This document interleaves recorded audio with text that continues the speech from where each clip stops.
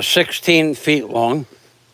What the first thing that I have to do is we're going to build a 14-foot long metal scaffolding pipe ladder.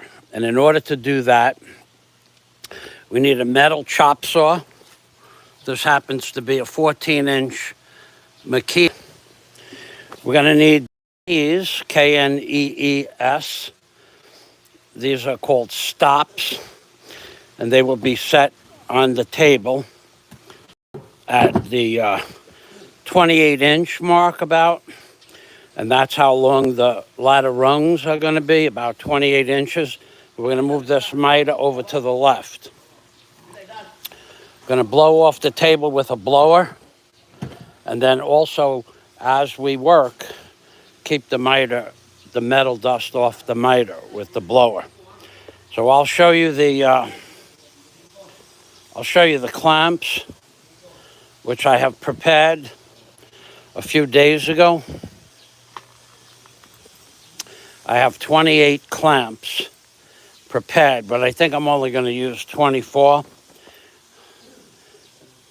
These are 1.5-inch scaffold clamps.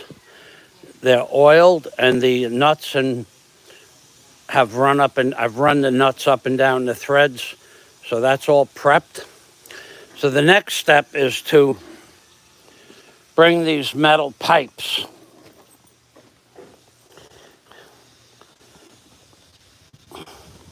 over to the table, set them on the table lengthwise, and I also have a crib that's the same height as the base of the miter. And that will keep the pipes level to the height of the miter. So this is what I call a crib here. And this is basically, for all intent and purposes, the same height as the miter. Might be up an inch higher, because that's made for a wooden miter, a wooden chop saw. So I think Lewis is here. Hey, Lewis, thanks for stopping by. As usual, the Faz is working. The youth nowadays, thanks, Lewis. Happy 4th of July, everybody. You wouldn't know it was the 4th of July here in the Philippines. You wouldn't know. It's really hard living here. Last night at 8 o'clock was 12 days with no water. Not a drop. But between the hours of 12 o'clock, midnight, and 2 o'clock in the morning, we got 13 gallons of water out of the pipes.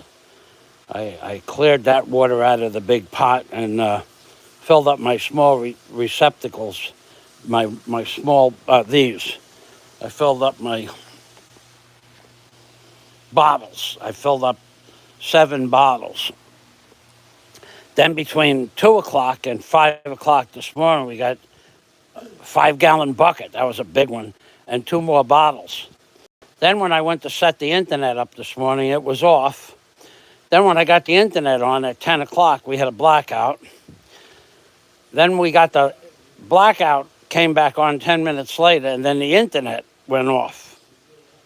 It's really hard living here. And for those of you who I sent that video out, me looking for the tips for the jackhammer, well, eventually you saw they were in the last place I looked. And Lewis and Scott tried to explain it to me, but how can it be 100% every time for your entire life that when you're looking for something, it's in the last place that you look and then you find it? How can it be 100%?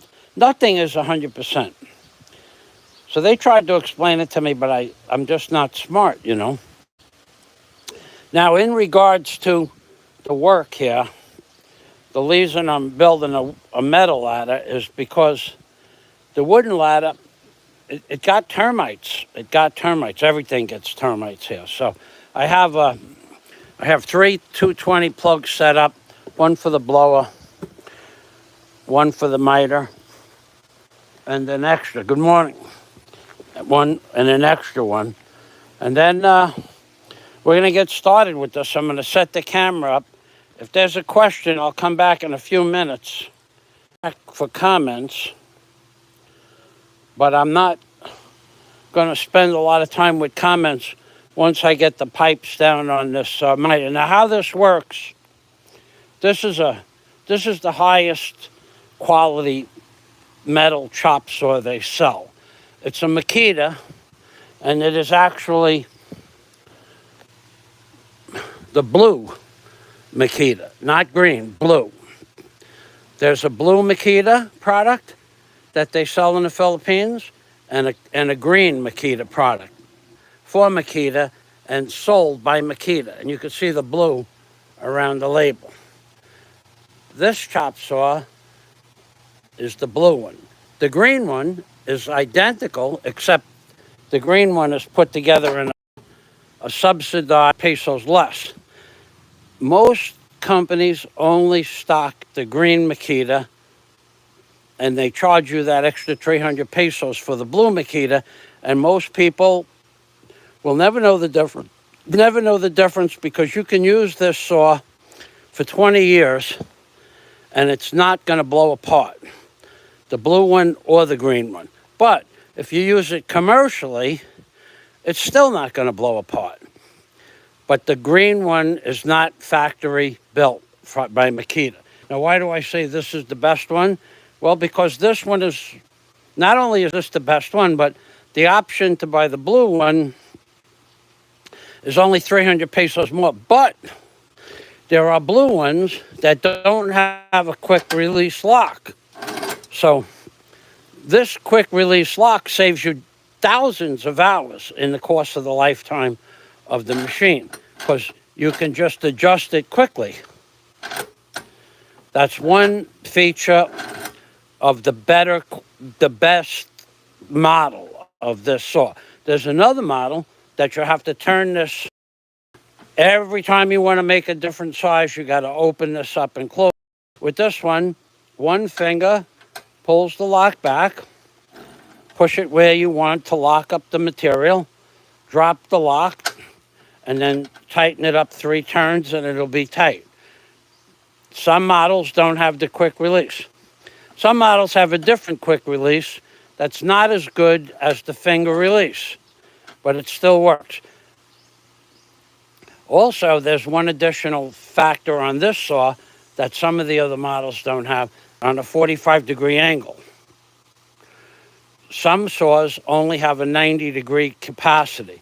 So the MITRE is back here. So you can set that angle and cut 45s or 30s or 22.5s if you want to make an octagon. So this model is the better model, and it's not many more pesos, only 300 more pesos. Buntag, Dominic. Salamat. So this is the best model. Now, I don't know the number of this model. Let's take a look. It's a 22 something. It's a Mica 2402. Mic 2402 Makita. It's also 2200 watts. The green version is only 1800 watts. So that's 400 watts more power in the motor. There's about 5 differences between this version and the green version, but commercially, you want to buy the blue one. So what I'm going to do now is I'm going to set the camera down, and then I'm going to get some 21-foot pipes. I'm going to take a measuring ruler, and I have a black magic marker. This doesn't have to be done with a pencil. 1/2 inch on length of anything is fine. Those are the only tools I'm going to need to do the first part of this job. So I'm going to set this. I got to be careful where I set this camera up, because the internet back here is just not so good. I'm going to set it up on top of my old boat motor cover from the boat I built back in I put it in the water on July 3rd, 1976. Wow, 86, 96, 106, 116. 47 years ago, I built this boat, 21-foot cabin cruiser. 47 years ago. Seems like yesterday. And this was the motor cover. Let's turn this around.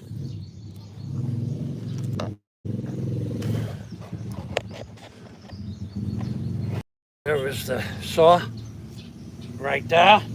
Okay, so you're going to be able to see the knees get set up. So the first thing I'm going to do, is get this tool belt off of here and set it down. The second thing I'm going to do is move these bottles out of the way.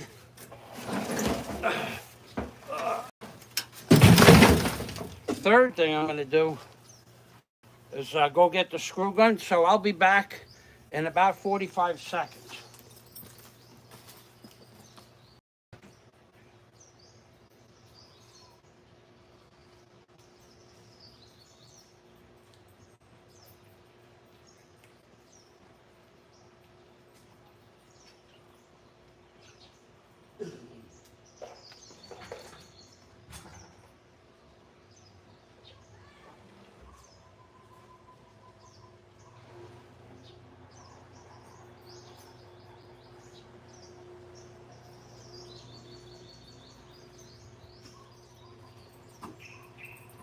All right, 45, 46, 47, 48, 49, 50. And did I bring the screws? No, I did not. 45 seconds more. Put it on the tab.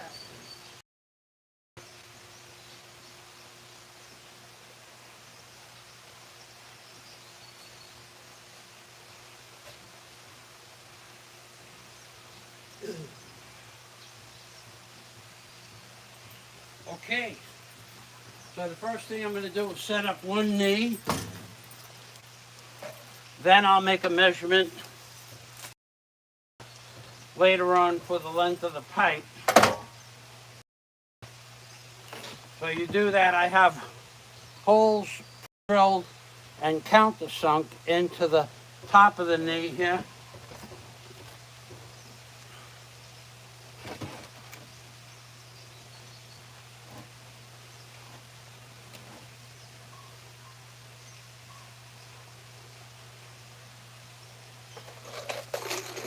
I'm going to be using 3-inch screws, 2 1/4 inch screws for this job. It's 1 1/4 inch to the plywood. And it doesn't have to be,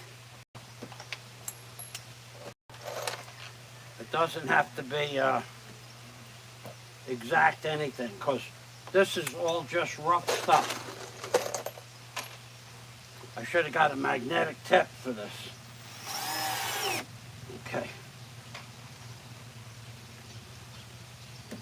I'll put one more here. With the tip that was on there.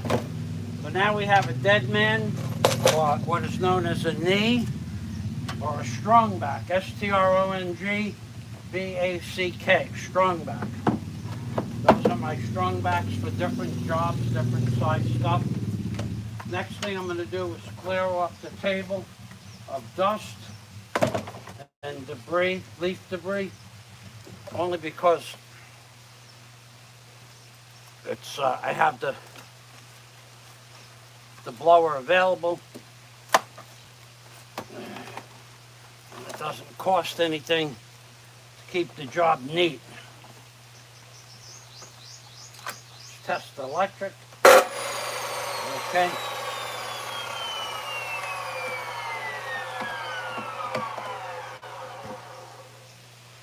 Put this tool away from here. so I don't get metal dust in the armature.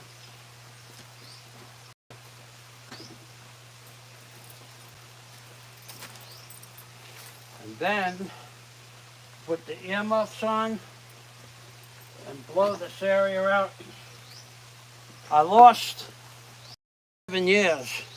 The switch on this blew apart for $2, and I put it in line with the power part of the cord. And now pull it back, it's on. Took about 20 minutes to put the switch in line, but to buy a new switch could take more than $20 for the switch. This cost $2 and took 15 minutes.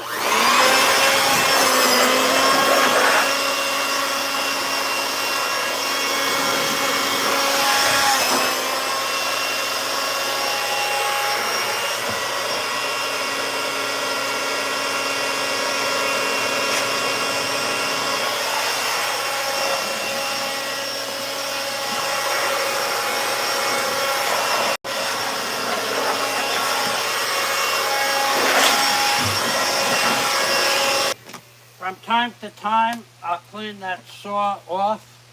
First thing I'm going to do is get some 20 here right now to lock this miter down. But I'm going to cut the length of 14 feet first.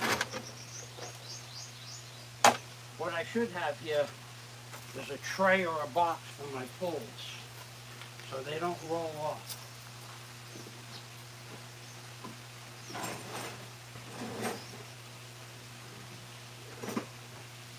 So, let's get that part of the job done.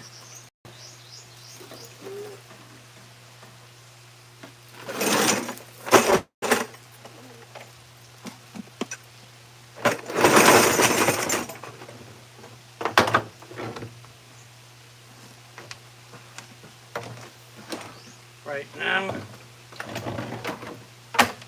and I want to take a rag and wipe the oil out of that. The oil from the clamps, I don't need it all over the roller.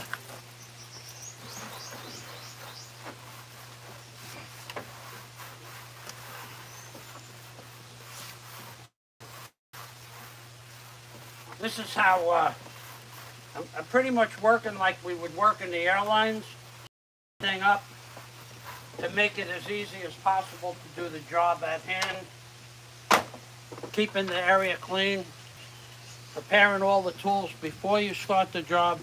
Of course, there's always going to be things you need, but the idea is to get as much stuff that's usable for the job, on the job, before you start the job. Right now, I'm going to go get some. I'm going to measure the pipe. I want to make 28-inch pieces. So I'm going to go 3 pieces 28 without cutting it and see what's left of a 21-foot pipe. Because these are 7 meters. They're not 20 feet. They're not exactly 21 feet.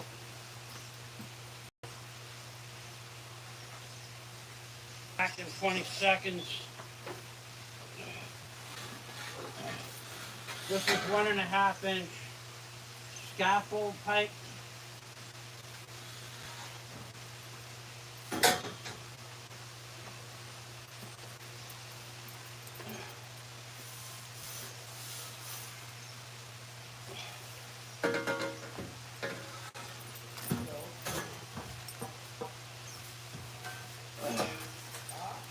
Now, I'm not going to be concerned about where it goes in the miter right now. Just going to put it in the miter bed. Lock it down a little bit.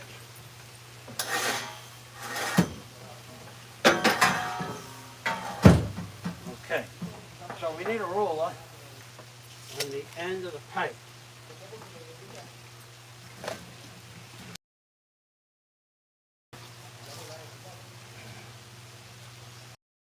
Mark off 8 feet.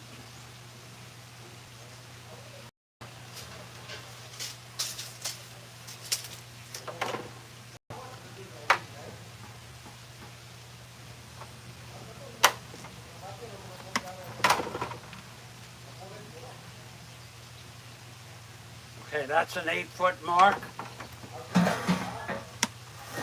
Let's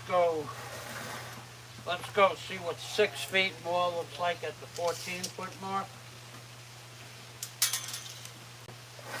That's 4 feet, that's 12 feet. Let's just make a mark at 12 feet. That's another reason why I paint everything white or yellow.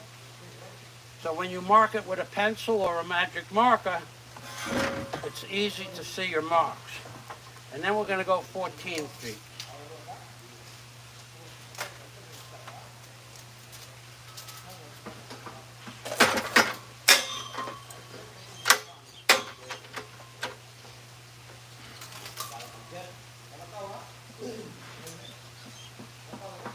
Now 14 feet I'm going because the height 11, 12 feet.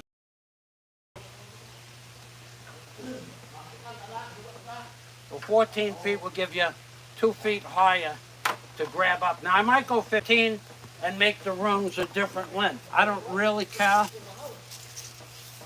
I'd rather have the ladder one piece, originally one piece, than to add to it later on. So what I got left is 68 inches. So let's just mark this. It's okay. I got 69 inches left. Let's mark this. Then I could get 3 pieces out of here.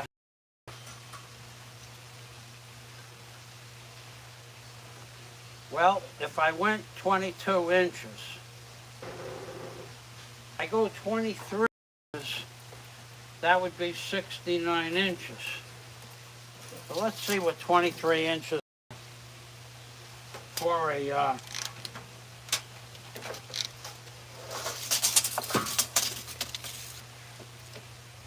let's see what 23 inches looks like.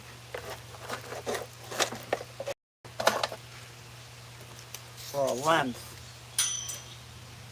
Understanding, this might not be the measurement I use. 23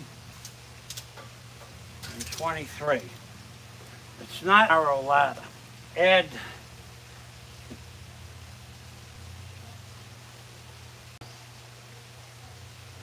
and 2 pieces of pipe. I'm going to take away 3 inches of pipe, 3 inches of ladder rung, which would only make it a 20. Less than that, it would make it like an 18-inch ladder. I don't really want to walk up and down an 18-inch ladder. So I'm going to change that last measurement.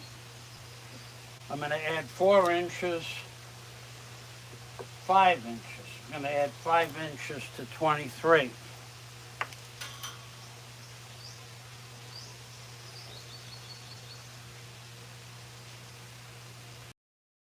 Plenty of pipe.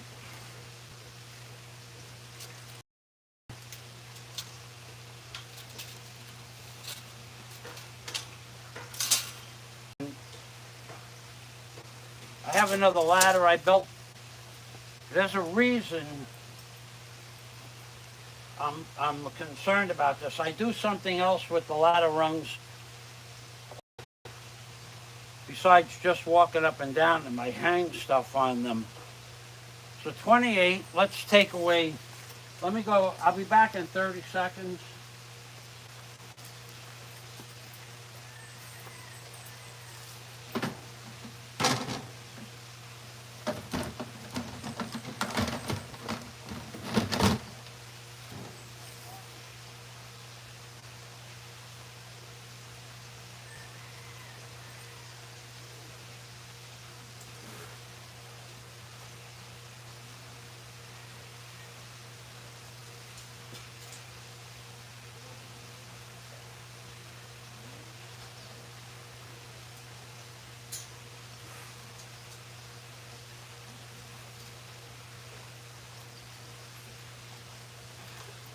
If I go 30 inches, I'll be able to make a nice sized ladder.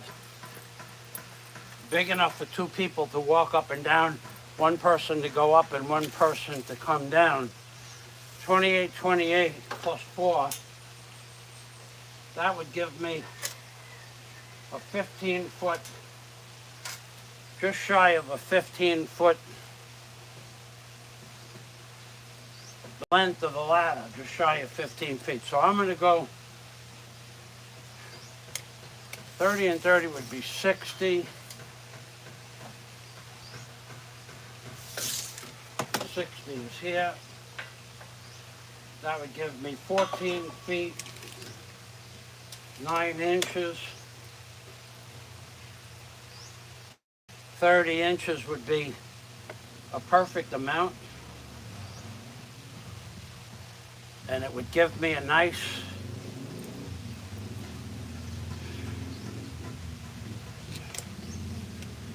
let's just go in 2 inches. Let's go 2 inches in here. 24. I'm going with 30-inch long rungs. You'll see why when I'm done. 30. 130.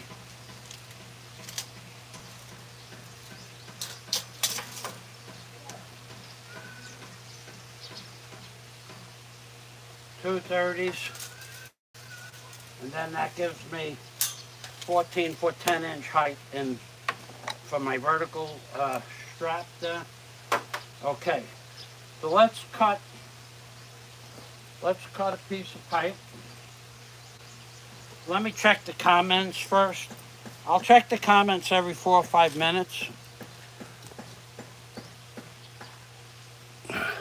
Scott. Hello, Scott.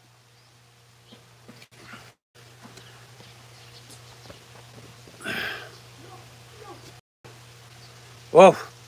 Yeah, that's true, Scott. They got to be real careful with this chop saw. It does not. The one thing this chop saw does not have is a drop-down shield guide. I could build one. I should build one. I will build one day, but not today. It's they don't make them. Now I have a model drop-down shield made out of plexiglass on my wooden 14-inch chop saw. I can use that model and duplicate it on this saw. But this saw doesn't come with a drop-down guide. Metal saws don't come with one, or not this brand. Okay, so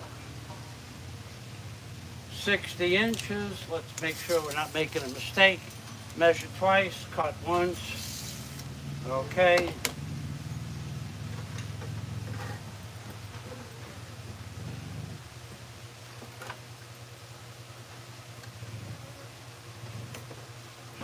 Make sure the part's level and locked in. You don't want to cut metal unless it's locked down, because it will roll up on you and it'll fly tight. Okay, you do want to use gloves. And here's another trick. You do not, and I will repeat this, you do not want to use your left hand for cutting, because that leaves your right hand the possibility that your right hand's going to touch this blade. You saw down, and you want to be holding the material as a double secure with your left hand. This way, when you turn this on, when you turn that miter on, your left hand is 18 inches away from the miter, if possible, and not in line with the saw blade itself. Now, could I use my right hand, left hand to chop saw stuff? Yes, I can. But you can't. That's the difference between doing something your entire life and you still guaranteed possible to make a mistake. There's nothing saying that you're not going to make a mistake. And you don't get You don't get a lot of mistakes. You don't get a lot of those.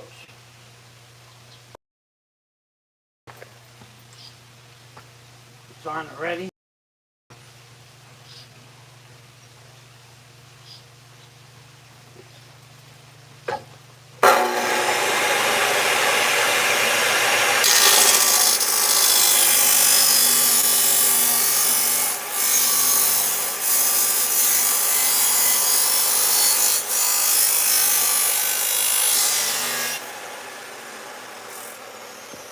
Okay, so what you want to do is you want to cut slow. You don't want to jam the saw through the metal, because I'll show you why. The saw is going to make a burr, B-U-R-R, a burr around the outside. The faster you push down on the saw, the bigger the burr. The more filing you have to do to get rid of that burr. We are not going to use a file. We're going to use the side of the blade, which is a total bad thing to do. And we're going to use a 4-inch die grinder to go inside the pipe. So the first thing I really have to do is put that camera in a canopy to keep the sun off.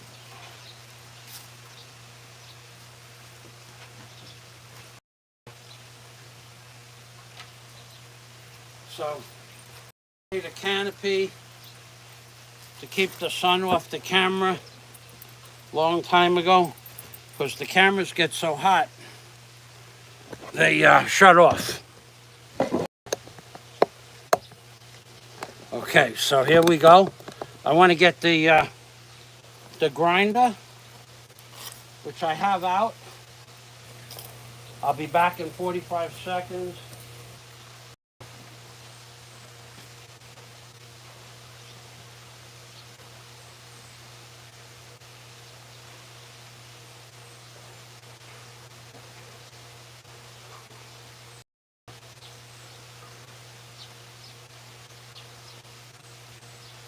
Now, I'm not going to show you how to do this every time.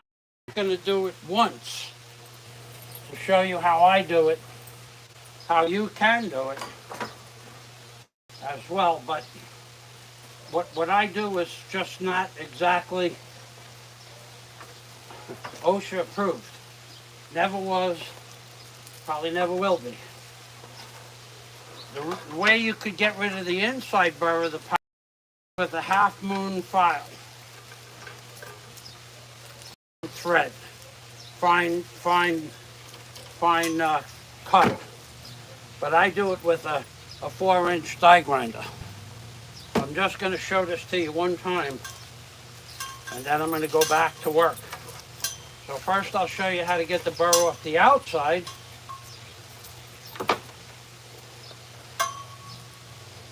Because you're going to be handling the outside.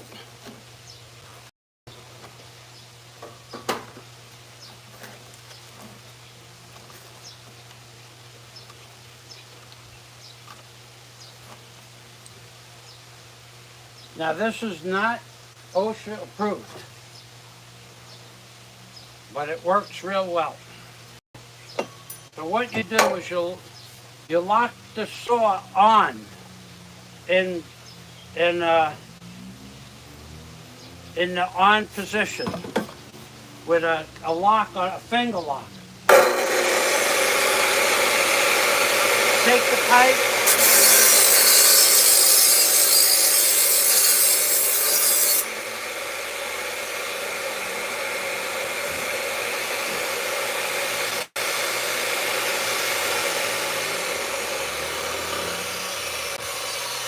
that you put a kerf, a bevel on the outside.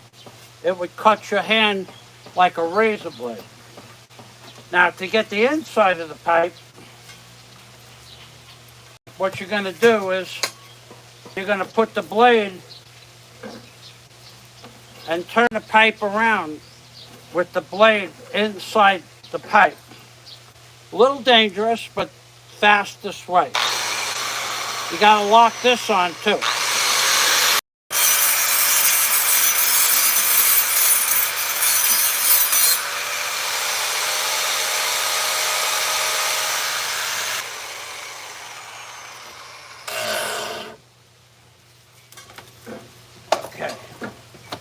And now we got most 90% of the burr off the inside and 100% off the outside.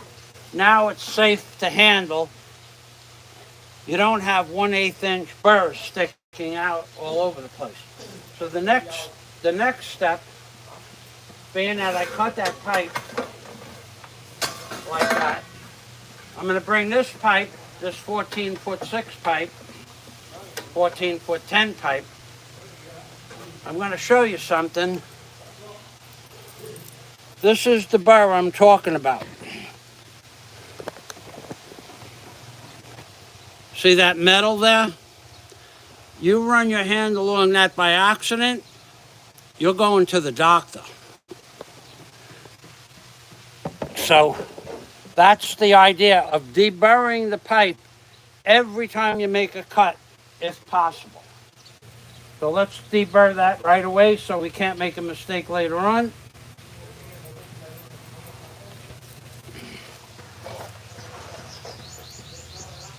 And then I'm going to take questions.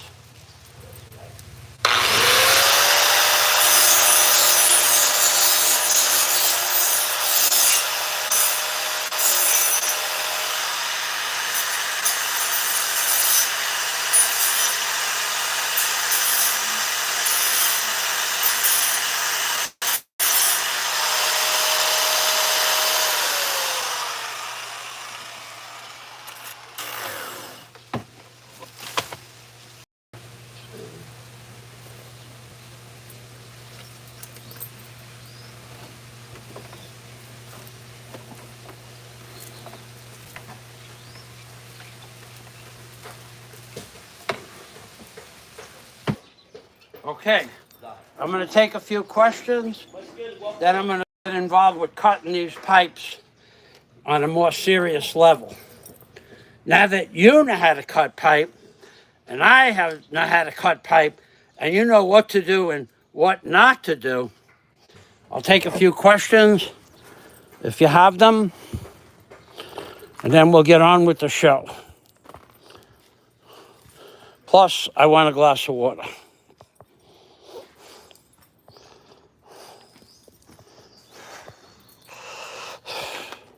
Ugh.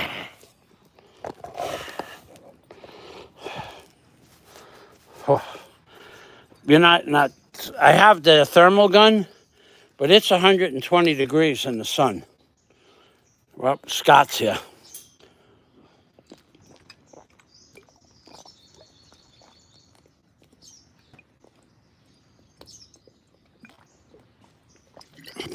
Four gulps, 7 bubbles each. Alpha male does it again. Okay.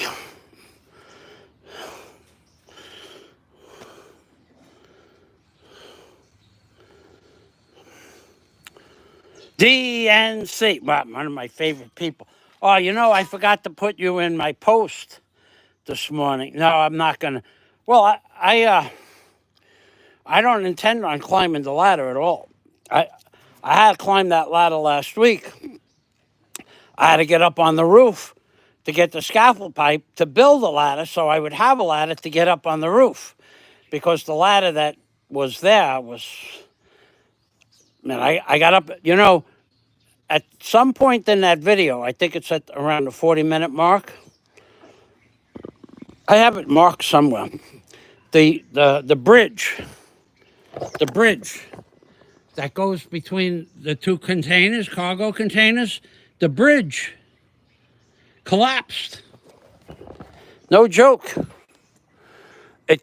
That bridge collapsed down 6.5, 7 inches while I was standing on it. And that's the first time it ever collapsed. It's all termites. There's nothing left to it. But if I didn't go up there last week to get the ladder, scaffold ladder material down, I don't know how I'd get up on the roof. I'd have to get another ladder and set up another ladder to get up on the roof, which I can't pick the other ladder up. It weighs too much. I can't, even if I could pick it up, I can't move it. I have another ladder. So DNC, thanks for looking out for me. Aloe and I, last night, DNC, Aloe and I had one of the best laughs. He is one funny dude, man. Aloe de Winter, he is one funny dude. He makes stuff up out of thin air that now he may have used some of these lines before, like a Henny Youngman uses multiple lines. He just changes a few words. But some of the stuff that he made up last night, to me, it was new. He had me, and tears were dripping out of my eye. We were talking about a third-party blogger, and what he has planned. You should talk to him about that. Thanks for stopping by, DNC. 4 gulps, 7 bubbles, says Scott. That's right. Okay, let's see. Now we're getting into buffering. My stream looks.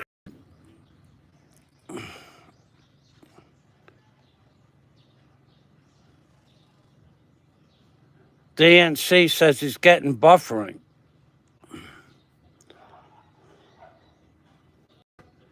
Right, that's you got to cut through that metal slow, otherwise you're going to get too much of a burr. You know what I'll do? I'll set the camera up closer to the house.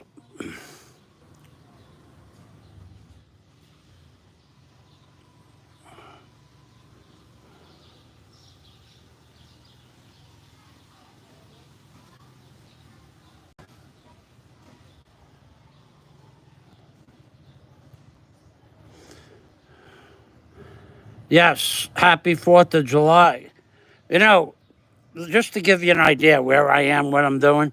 Okay, so you guys that saw the video of the work I had to do to find the tips for the jackhammer, the street hammer. And then I found it amazing. It was the very last place I looked. I found both tips. I had called up Daisy yesterday morning, 2 days ago in the morning, to ask her where the tips were, because she has a memory for that. She told me exactly where they should be, and she hasn't been in the container in a year. We put the tips away 2 or 3 years ago. Now, she told me where they should be, and where they should be was with, I have a drawer full of drill bits that are 18 inches, 24 inches, and 30 inches long, up to 1.5 inches in diameter to do bulkhead work. She told me they're in the drawer with the big wood bits. What was in the drawer with the big bill drill is the tubes that the tips for the street jackhammer go in, but not the tips themselves, just the tubes. She remembered from 4 years ago where we put the tubes, thinking that the tips should be in there. They should have, but they weren't. So after all that work for the men that I sent that video out to, after all that searching, after all that organization, after finding the tip, and then I welded. I did some alpha male welding yesterday. I welded a bracket on the chisel tip to the jackhammer. I'll get it. I'll show it to you, because people that don't know how to use a jackhammer have a propensity to get the jackhammer stuck in the concrete by pushing it down too far, and then they can't get it out because the jackhammer only jackhammers down. Okay, this is an alpha male thing. They don't know that the jackhammer doesn't jack up. It goes boom, boom, boom, boom, boom, but it only jacks down. Let me show you. Let me go get the tip. It'll take me about 45 seconds to go get the tip. Let me show you how I prepare my jackhammer for myself, but also in case I give it to a man. People don't know how to use a jackhammer. People say, oh, how hard could it be to use a jackhammer? You just push it down? Yeah, okay. So let me go get the tip, and I'll show you how I modified it. So you could pull the jackhammer out of the concrete using a crane, a backhoe or a pry bar, which doesn't seem logical, but it works.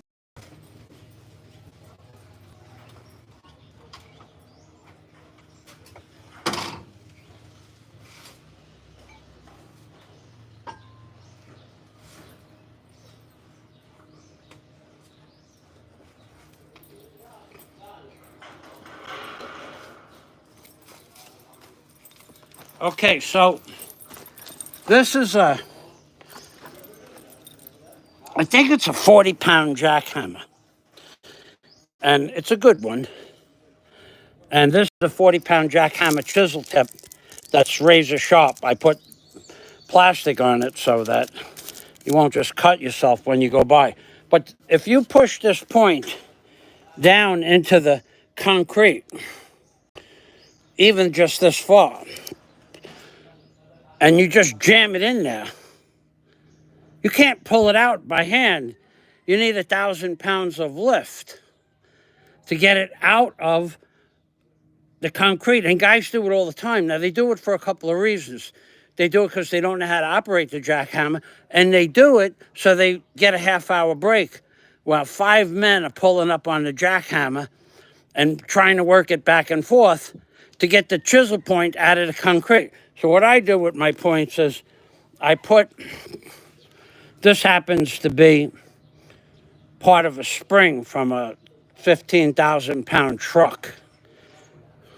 So this is a 5/8-inch steel, and it's the end of the spring. And I weld it onto the jackhammer chisel point. So now, two things can't happen. One, it's only going to go down 4 inches. And it's going to stop at the bottom of this spring point. Then, if you get it stuck in the concrete down this low, you can take a pry bar and shove it underneath this part of the spring and pry it out of the concrete. But if that fails, you can put a block of wood and the pry bar under here and use your leverage to get it out of the concrete, which will take maybe 5 minutes to set it up and get it out. But the other way, you could spend a half an hour with 2 or 3 men and exhaust yourself trying to get the chisel point out of the concrete. And yesterday, I did some alpha male welding. Now, I don't do a full solid weld on this because at some point I'm going to cut that off. It won't be needed. But for the job at hand, the men needed the plumbers. The plumbers came to put the pipe in, and they put it across my friend's concrete driveway. So they asked if they could borrow the machine. I said, sure, but I have to find the chisel point first, which I found, and it took all day to find the chisel point and then weld it. So this morning I went up the block to ask my landlord, are you ready for the hammer? He goes, no, they don't need it now. They fixed it. I don't know what they did. I guess they put the pipe across the driveway and put cement on it because they didn't have a chipping hammer. So anyway, that's what I do. So that took all day yesterday to find the point, 3 hours the day before, 3 hours the day before looking for the point, 3 hours the next day looking for the point, finding the point, and then an hour and a half to weld it, set the welder up to weld it. And then I did some grinding. I grinded metal for about my shoulders were, with that little grinder that I have out there. My shoulders are, you can feel it. They're not hurting, but I haven't used those muscles. 58 days I sat in my chair, did nothing. That's too long. Your muscles atrophy. But that's what the doctors don't want me to do anything for 6 months to a year. And now that's 4 doctors that said the same thing. So the heaviest thing I pick up is about 24 pounds, 30 pounds, but I don't yoke it up off the floor. I pick it up with my right shoulder, and if I can slide it across the floor, I will do that. In addition, we have no water again today. We had water last night at 12 o'clock to 2 o'clock in the morning. We got 13 gallons of water. Yay. Thank God I lived on a barge with no running water for 3 months twice. And I know how to conserve water. I can take a bath with 2 gallons of water. Oh, God. The stuff, happy 4th of July, baby. Ready, Scott? 1.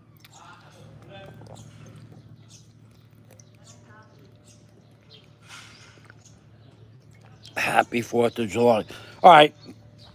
If there's no more questions, it's hard living here. It's really hard living here.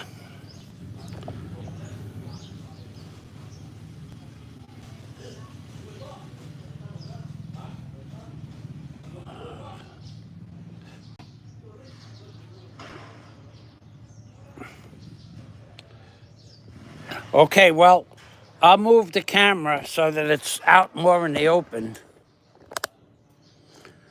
And then we'll see what happens. I got to get the shade part in better location.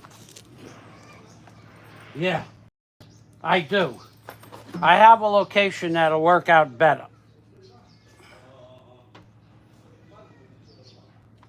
Well, it's a straight line to where I had the camera before. It is a straight line from the house with no interference, just a piece of plywood. It could be the pipe. It could be. All right, let's see what happens here.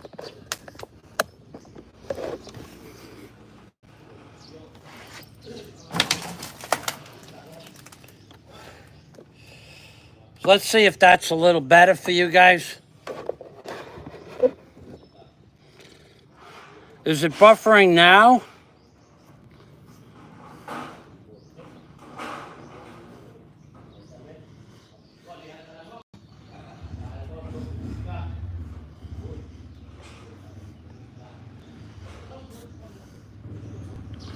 Reminds me of showering in the Saudi desert. You learn the value of water. Oh, yeah. Yeah, I mean, it only takes about a half a gallon to soap up your whole body. The trick is washing it off with a gallon and a half of water. And it can be done. You just have to really pour it slowly. All right, so let me know if it's buffering now. All good, okay. I got it directly in line. So I'm gonna go get some more pipe, and then we're gonna get serious about making pieces.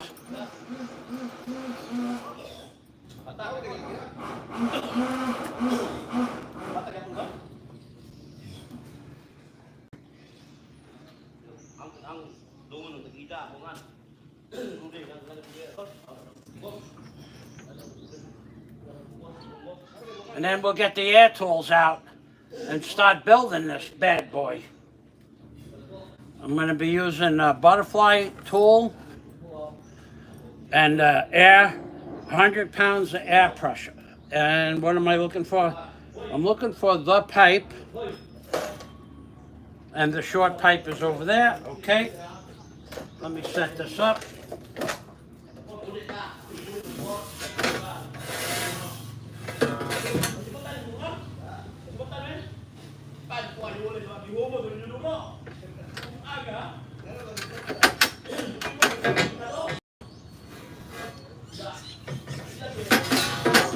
Do this over here. Be right back. I got a pipe handy. 25 seconds.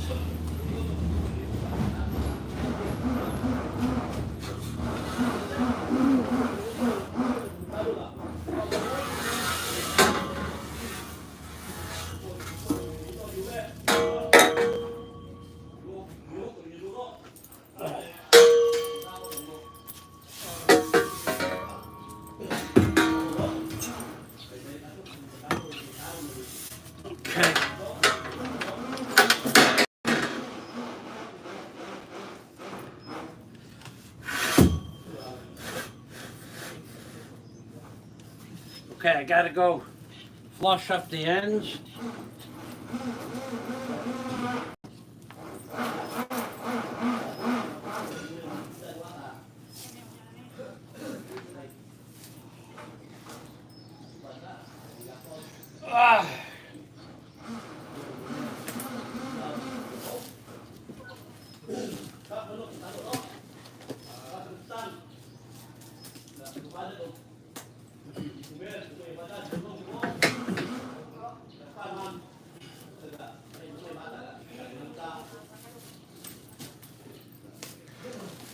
Ow.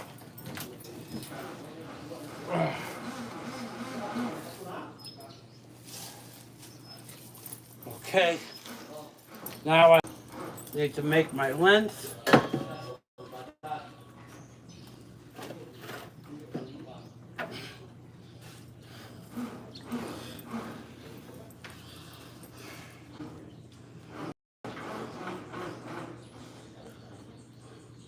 Split that line.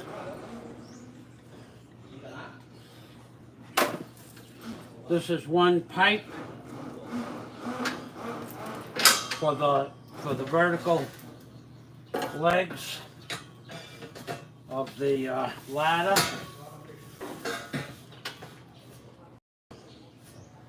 Okay. Now I'm going to set this back over here. I'm going to split that line.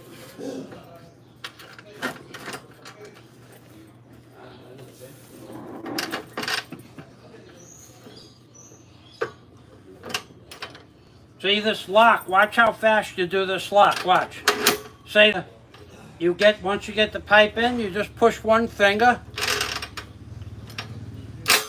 right there and turn it twice and you're locked up solid.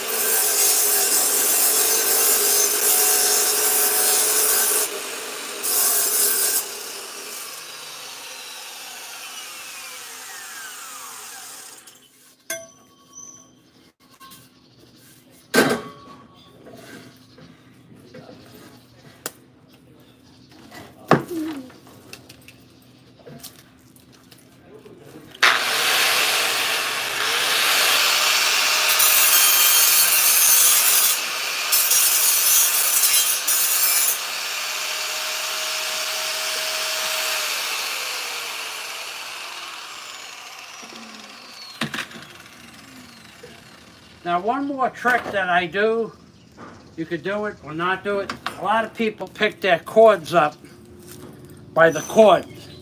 Don't do that. It messes up the cord in the machine. But I set this up like this. I tie the cord back 8 or 10 inches back, and then I tie the cord to the machine. When I do that, I'm picking up rope. Now I'm not pulling the cord out of the armature. So I know somebody noticed me doing it. Oh, he doesn't. I know a little bit about tools. Okay, so the next step is to finish deburring this. I didn't get a good deburr on that one.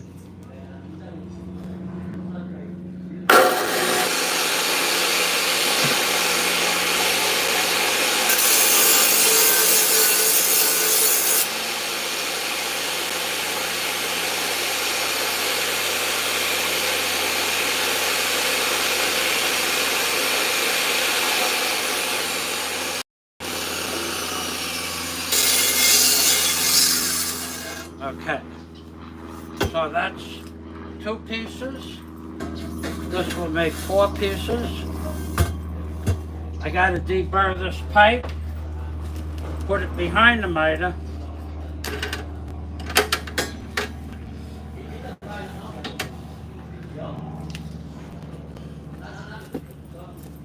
I'll cut some rungs, and then I'll start putting clamps on.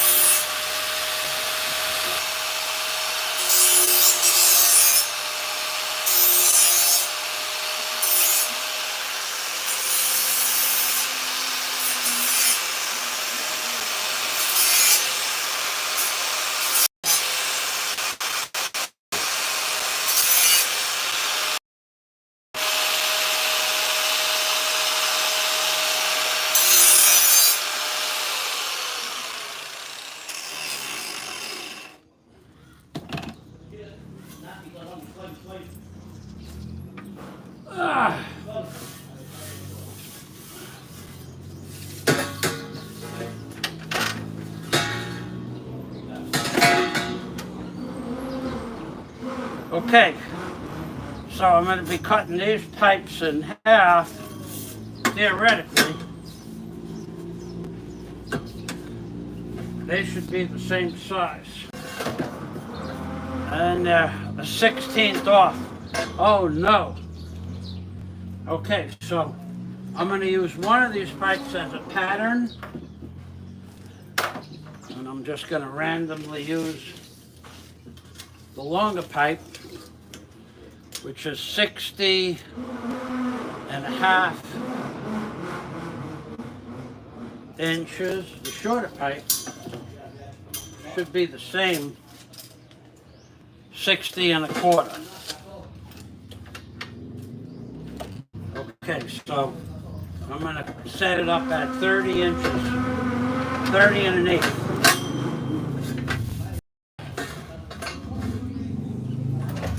30 and 1/8.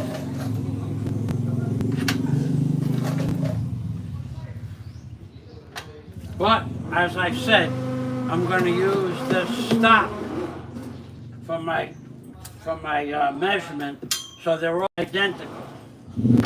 So I'm going to move this tray out of the way.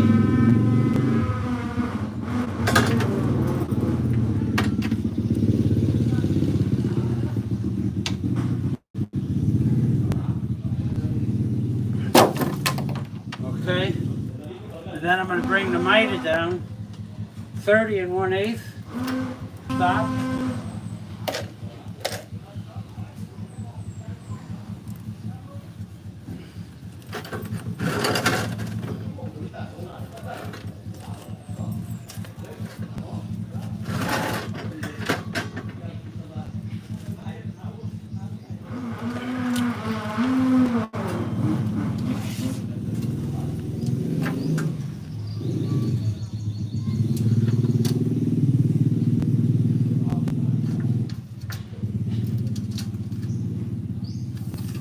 Thirty and 1/8.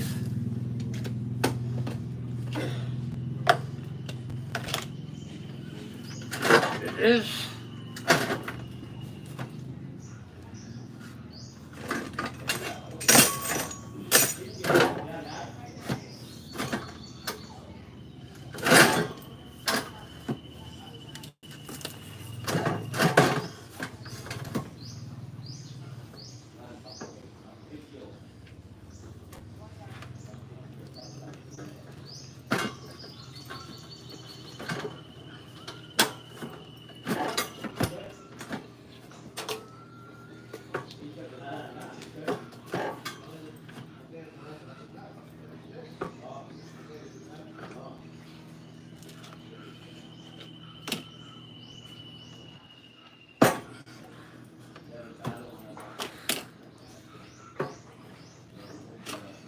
By doing it like this, then getting the screw gun, locking the MITRE in place, every pipe will be identical in length. To measure each pipe, you're going to get variable sizes. Doesn't matter how accurate you are.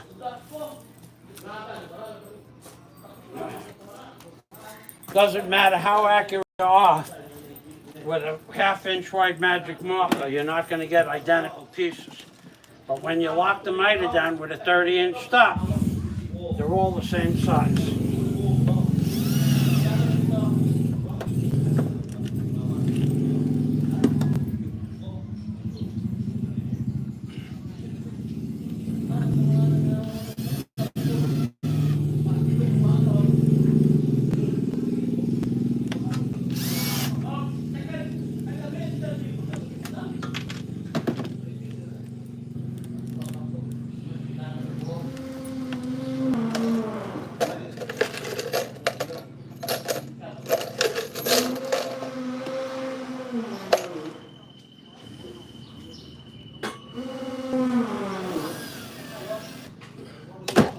Okay.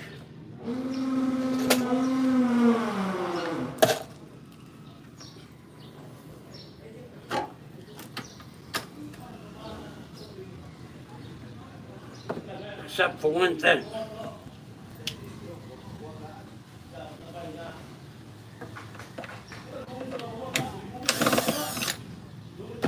Without my glasses, I didn't see it was square.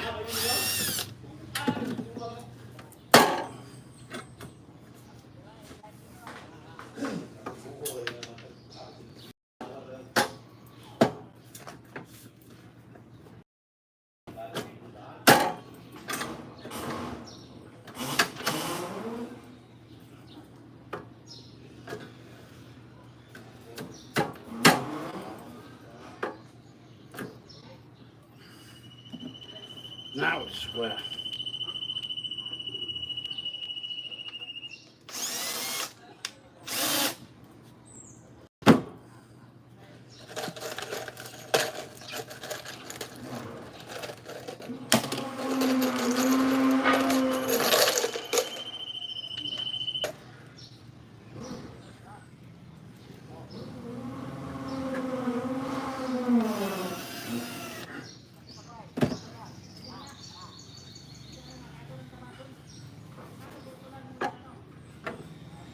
Check again, check twice, measure twice, cut once. That is it. That's the cat's meow.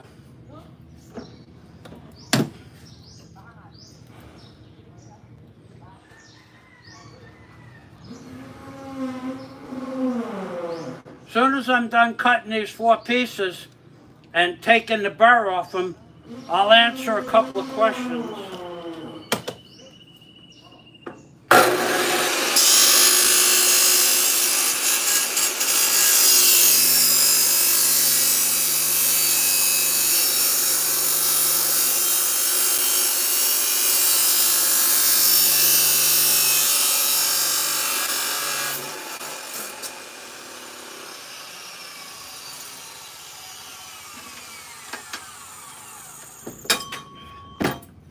Oh my goodness.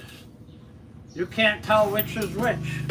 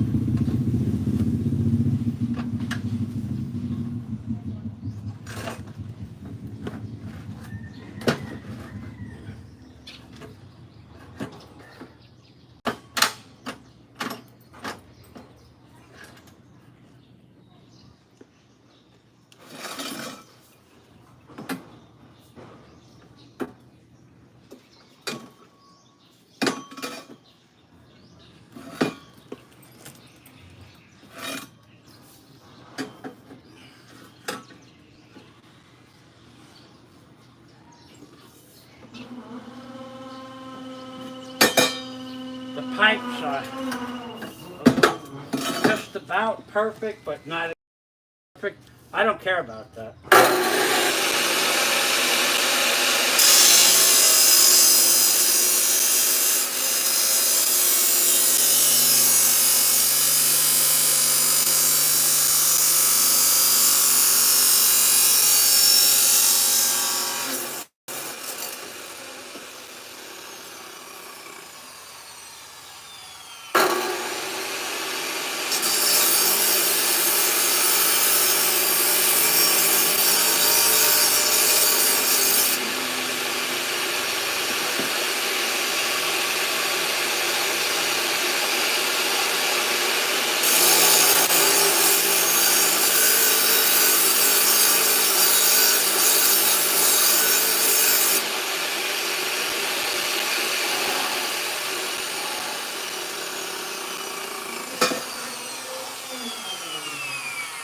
Okay, two more. Just let me deburr this and I'll get...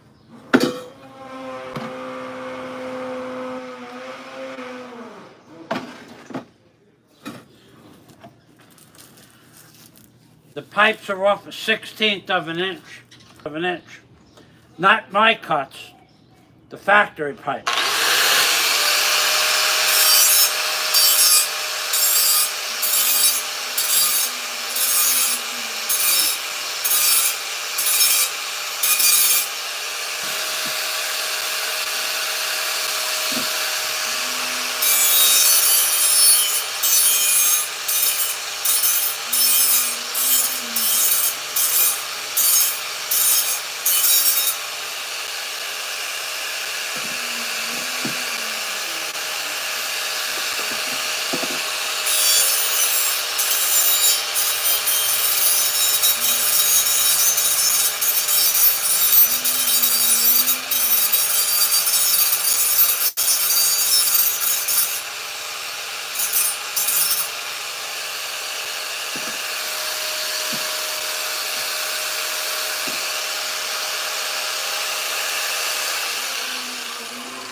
Let me just show you again how dangerous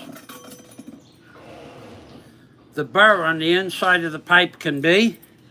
If you were to run your finger inside this pipe, you would have 1/8 of an inch for half the pipe that will open up your finger down to the bone with a minimum amount of effort. That's why it's important to use the deburrer, to deburr the inside and the outside as you go along. Don't wait until tomorrow. Cut a few, deburr them all. You'll think they're all done. You'll run your finger on the inside, or you'll go to grab a pipe from the end without gloves on, and it'll cut right down to the bone in about 1/10 of a second. Do them little by little, and you could save hours of physical repair.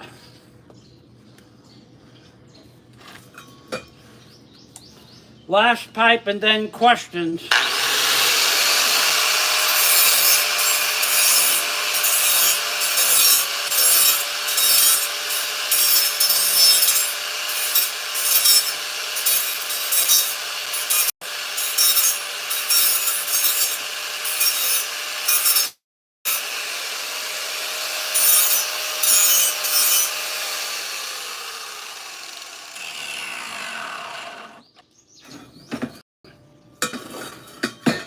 Now we have 4 rungs. Let me, I'm going to check for questions. And if I don't see any, I'm going to go get another piece of pipe and cut at least 3 more pieces. And then I'm going to stop.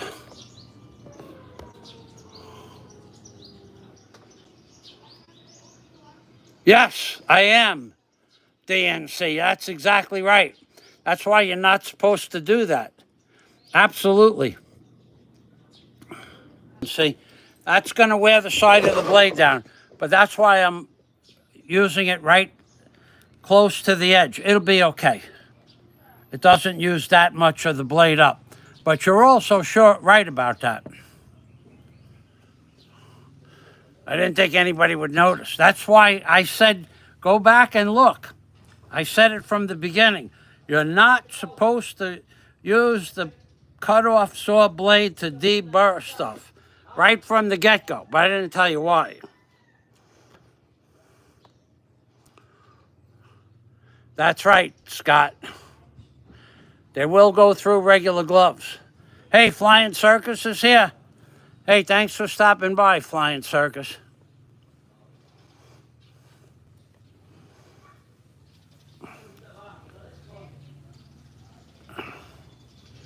Oh, man, this is really bad.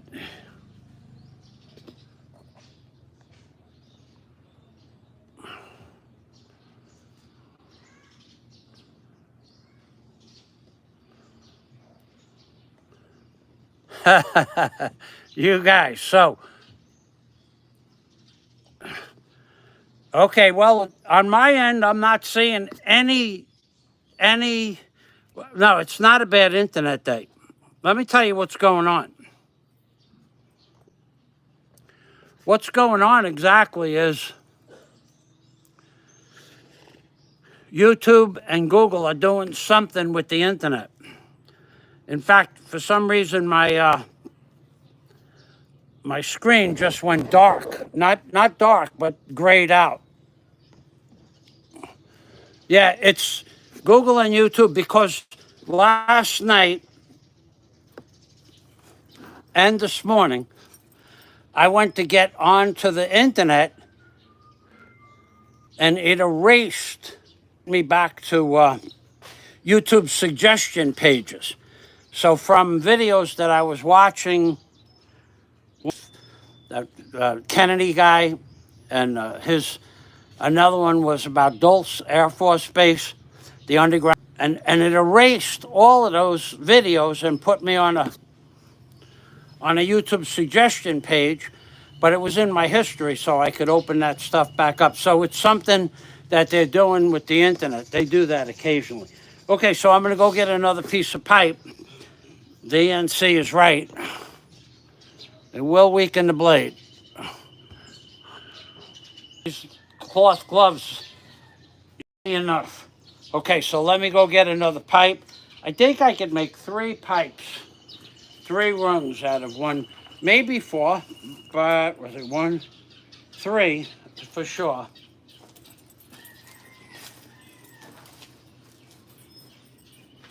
Okay, I'm on my way back.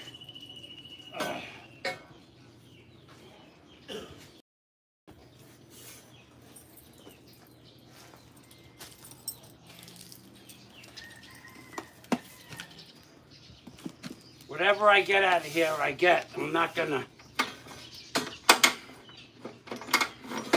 even if I get 3 30s,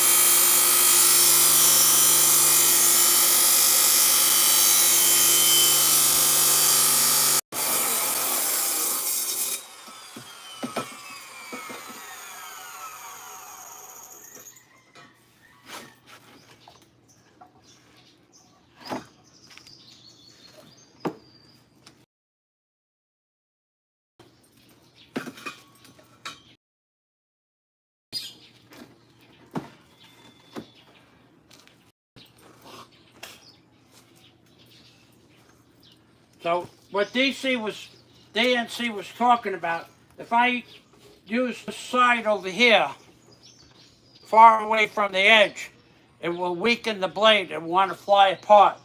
So you stay within an inch of the most of the time. Look at this burr.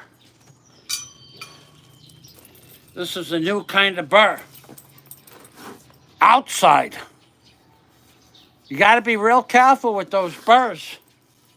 Run your hand across just one, you'll learn.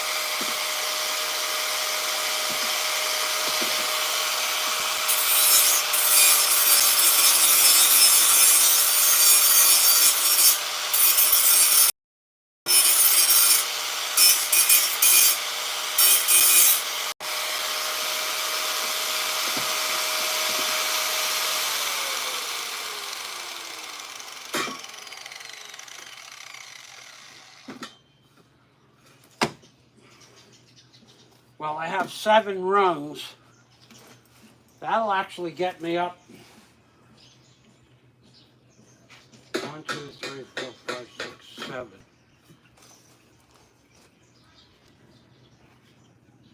1, 7, 8, 9, 10.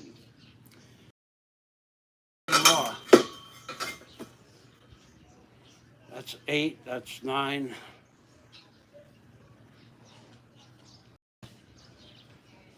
I'm going to make 2 more, but I'm going to check the comments first because it gives me a chance to take a look. After not working for 60 days, just standing up is for this long is an effort.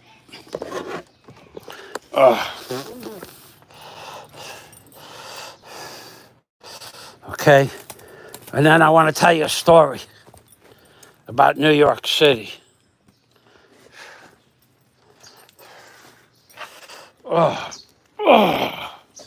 Okay, checking the comments.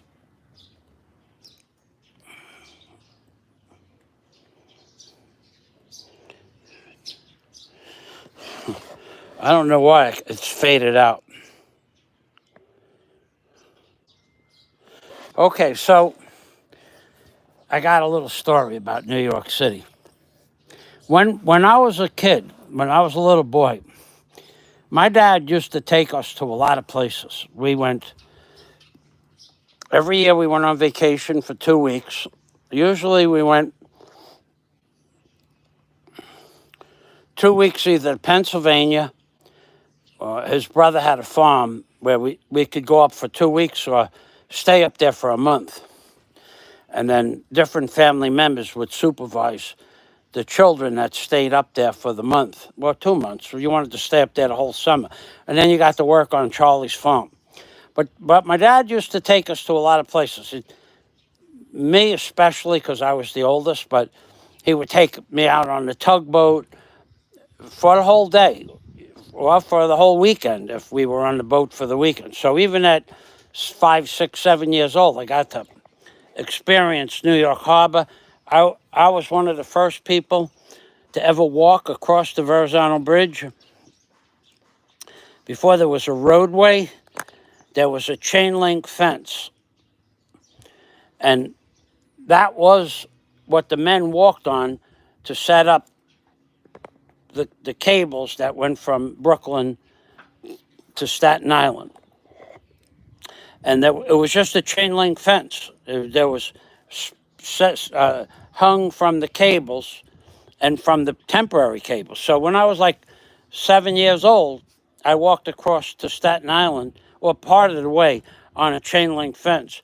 I remember that because when you look down at your feet, you were looking at the Hudson River. But one of the other places that we went to on a regular basis was the Empire State Building, just for the view. Then when his brother got injured and he was in a hospital near the Empire State Building. So we would go there, and it was free. I remember it being free. If it wasn't free, it was like $2, but it was not expensive. So last night, 2 nights ago, a friend of mine, Gary, said he has 2 days to spend in New York City, and he doesn't know where to go. So my suggestion is take a cab for $50 from Kennedy Airport, where his hotel is. I called up the cab service, Howard Cab, and I spoke with one of the men there.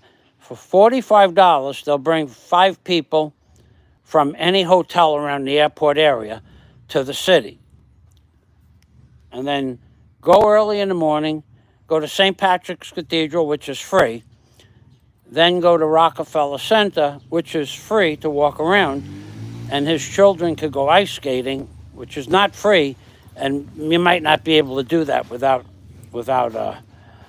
ordering tickets in advance, but they'll get to see Rockefeller Center. And then from there, I suggested take a cab uptown to the downtown to the Empire State Building, but that was a mistake. The price to go to the observation deck on the Empire State Building now is $78 per person, $75 for children. So that would cost $300 for 4 people just to go up to the observation deck, which used to be free. But so there's 2 other options to look at the skyline of New York City for anybody that's interested. There's at Rockefeller Center, there's an observation deck in Rockefeller Center called Top of the Rock. And that sightseeing that you go up, I don't know how many floors it is, but you go up and then you can walk around the top of that building at Rockefeller Center, and you could 360 degrees and walk around the top of the building. That sightseeing tour is $40 a person, which is big, half the price of the Empire State Building. And you're getting a view of the city. Not the same view from the Empire State Building, but if you have a family of 4, spending $300 or $160 might make a difference to some people. So those are 2 options, but there's another option that I never saw before. It's called The Edge. The Edge, EDGE. Let me check the comments.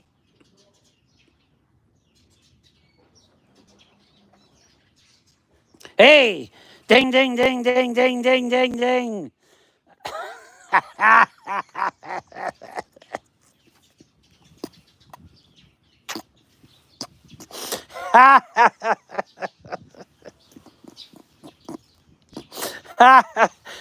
Hallow is the funniest guy I ever talked to in my life. I think it's because his sense of humor matches my sense of humor. He's one of the, he's the funniest guy ever. I never had, well, you know what? I did, but that was years ago. The guys that we grew up with, on the street, guys that we played stickball with, handball with, guys that we knew since we were 5 years old, that we all had the same sense of humor because we all did the same thing, hung out at the same dance clubs and stuff like that. But Hallow, that's long gone. I moved away from New York City in 1993. No one has ever replaced that sense of humor, but Hallow, he's the funniest guy that I've talked to. Scott is funny. Dennis will make you laugh. Lewis is really intelligent and can make you laugh with some of the stuff he comes up with Hallow. It's a constant flow of insanity. And when I say a constant flow of insanity, I'm talking about the most bizarre concepts. And then we kick those concepts back and forth until we come up with a solution. What to call somebody, how we came to the name, why the name fits the person. And we do this with everybody on YouTube.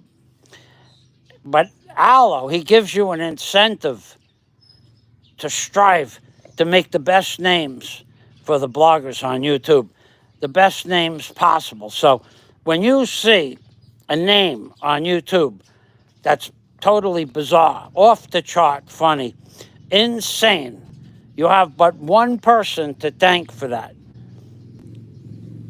The one, the only, the great Hallow de Winter. There's no tears, literally tears were coming out of my eyes with one of the names that he made yesterday.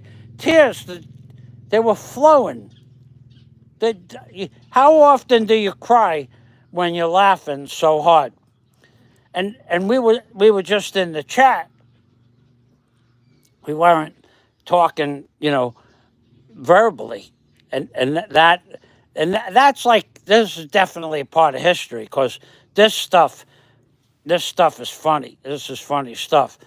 And then between that and then the addition of the crime family moving in for the kill, so to speak.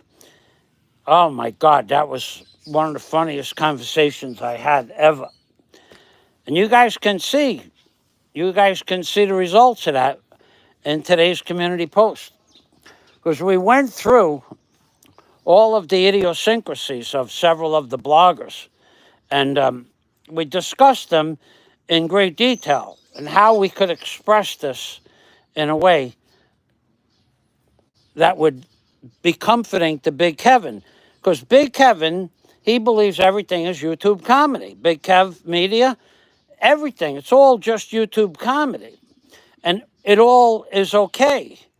So once Kevin gave Aloe and I permission to move forward with the creation of names, places, dates, and things, now we understand it's just YouTube comedy.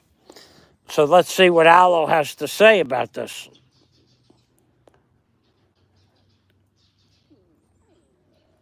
We make things fit, no matter what. We make things fit. And some of the conversation about things fitting into other things, we can't even talk about that. But we had stuff going where no stuff has ever gone before. You don't know the kind of stuff. There was stuff going in places that you would not imagine stuff could go, let alone, not only did we have that stuff in there, but we had that stuff stuffed in there so far, it would take a week for light to get to that stuff.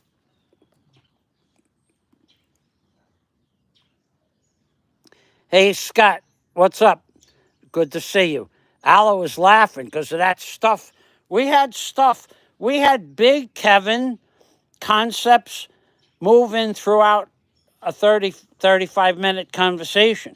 Big Kevin, he gave me the idea for last night's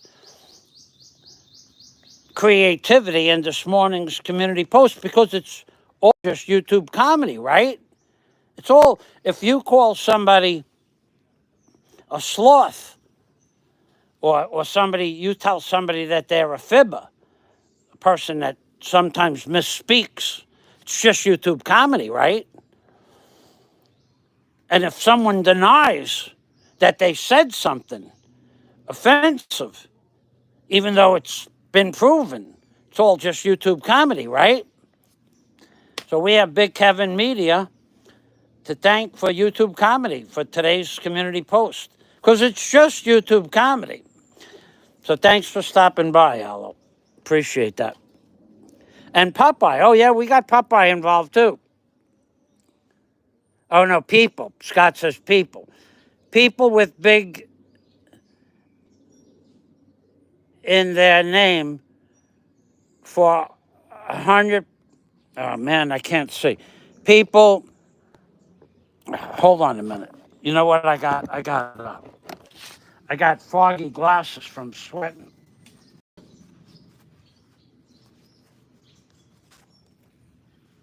Wow, that's much better.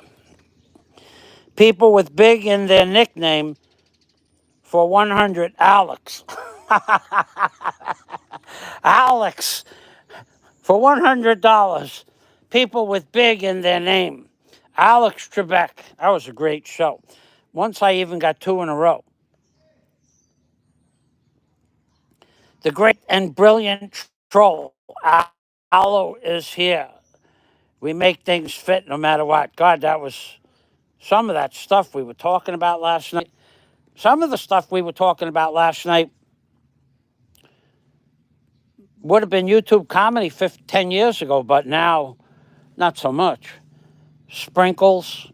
We made sprinkles out of chocolate bars with like a Hershey's peanut butter cup, but not a Hershey peanut butter cup. So thank you for stopping by, Aloe. Appreciate that.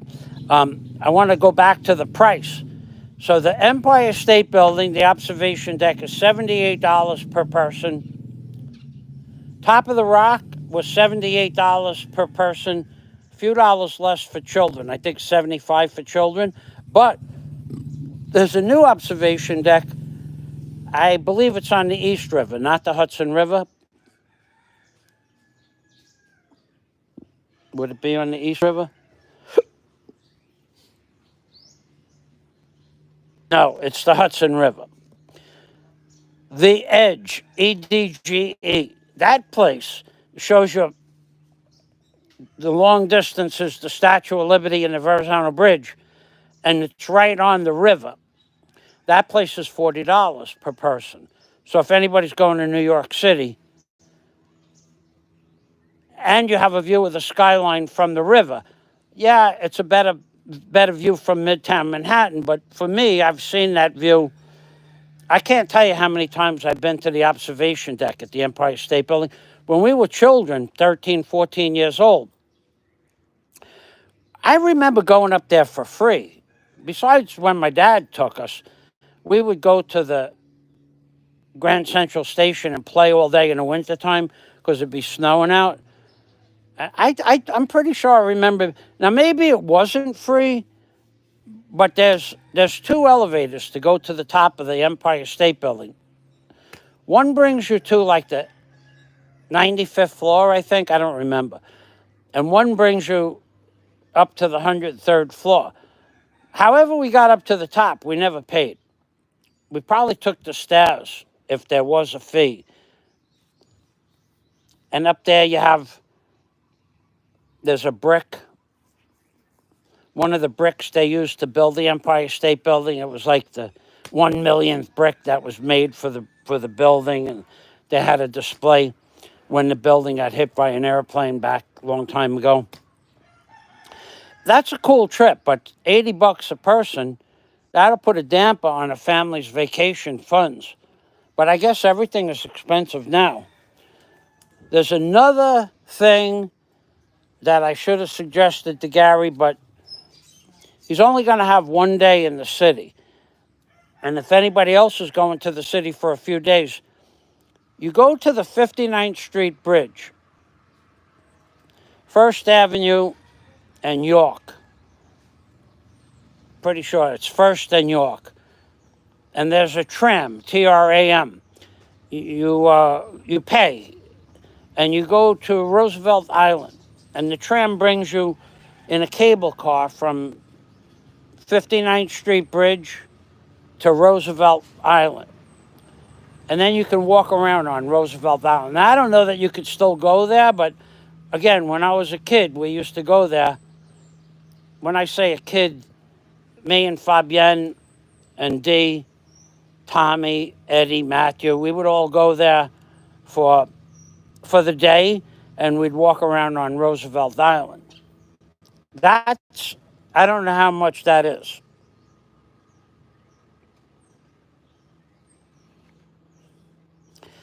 DNC, wear a uniform and carry a clipboard.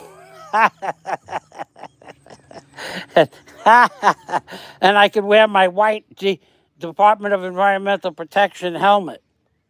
That's a great idea. Thanks, DNC. Foggy Glasses from Sweating, a Conway Twitty song. Learn something new every day. Hey, Popeye.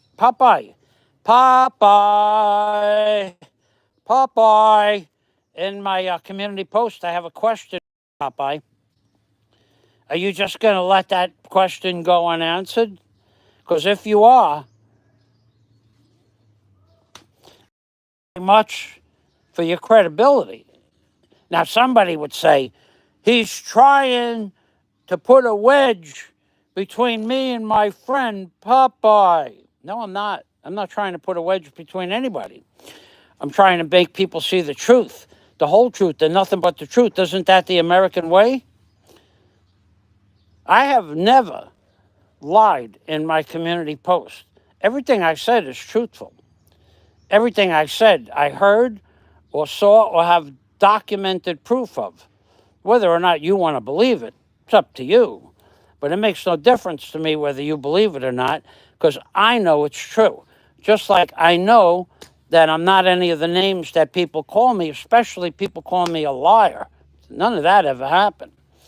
Nobody's ever caught me in a lie. Oh, yeah. Oh, he never built his imaginary hotel. I like that line. I like that line. It gives me an incentive to write more about you people. Did I stop building the hotel during COVID?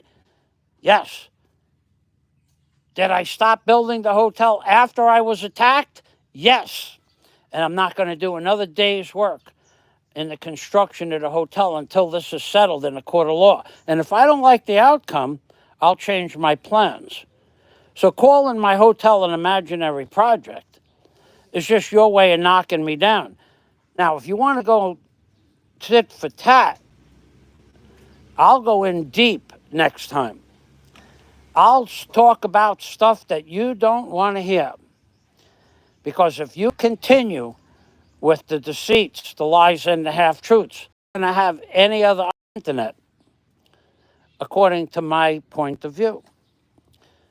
So calling me names and saying that I'm building an imaginary hotel and calling me names from the Chocolate Factory movie and calling me names and stating that I am the same height as one of your secondary concubines, that should be off limits to you for the future, because the next time I'm going in deep.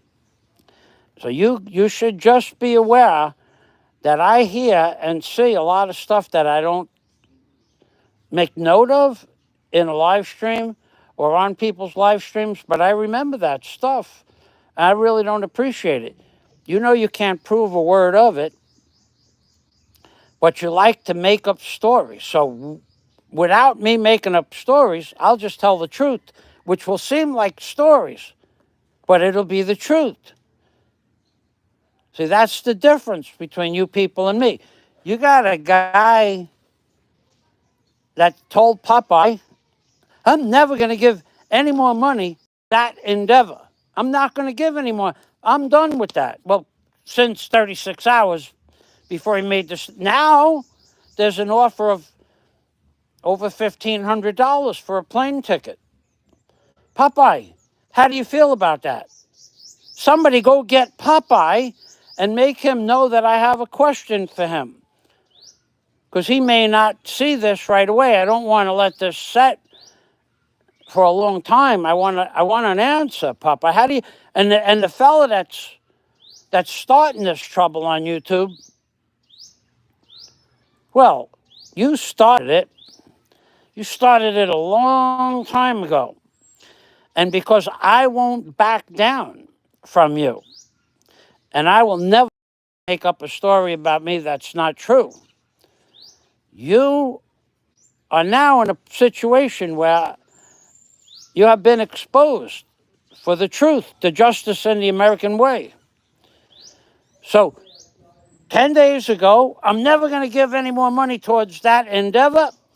And 2 days ago, I did not back down on my pledge to buy an airplane ticket. There you go. There you go. Flip-flopping his way through life on everything. Flip-flopping his way on life as my friend and my supporter mentally, and going to assist me with the law, and then he flip-flops and goes in the other direction. Next time, go ahead, keep it up. Go ahead, keep it up. I'm having fun, dude. And one thing I want all you people to understand is that the things that I stated in the community post, nobody denies those facts. What somebody will do is change the narrative. Oh, he spelled the words wrong. He's not telling the truth. Spelling don't count when you're telling the truth. Let's go back over to the comments. Hey, Mike Dowdy, thanks for stopping by. Spelling doesn't count when you're spooing. You see, I make mistakes when I'm spelling because I type all that stuff out one time. I don't go back and review my words. I don't, because I get close enough with the spelling with 99% of the words.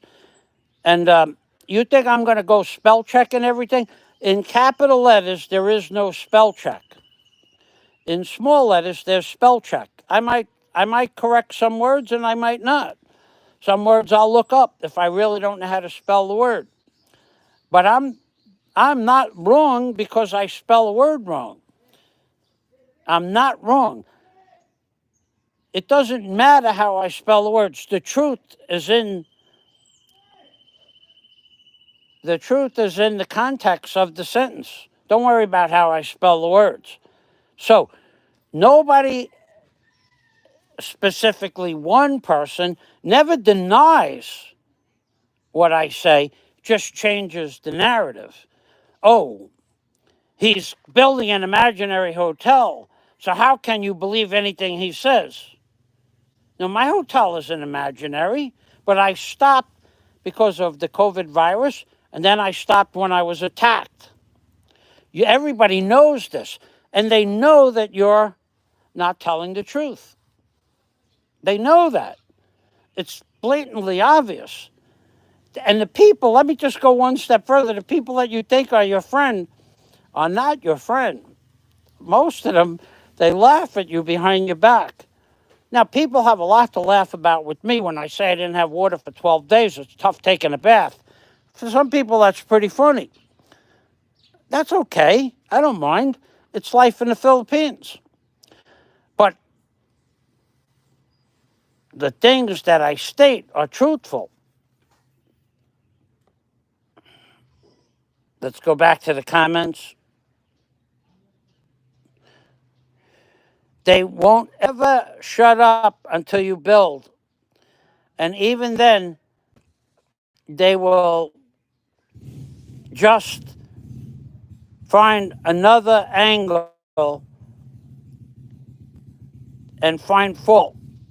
Oh, yeah, I'm sure they will, because they have nothing.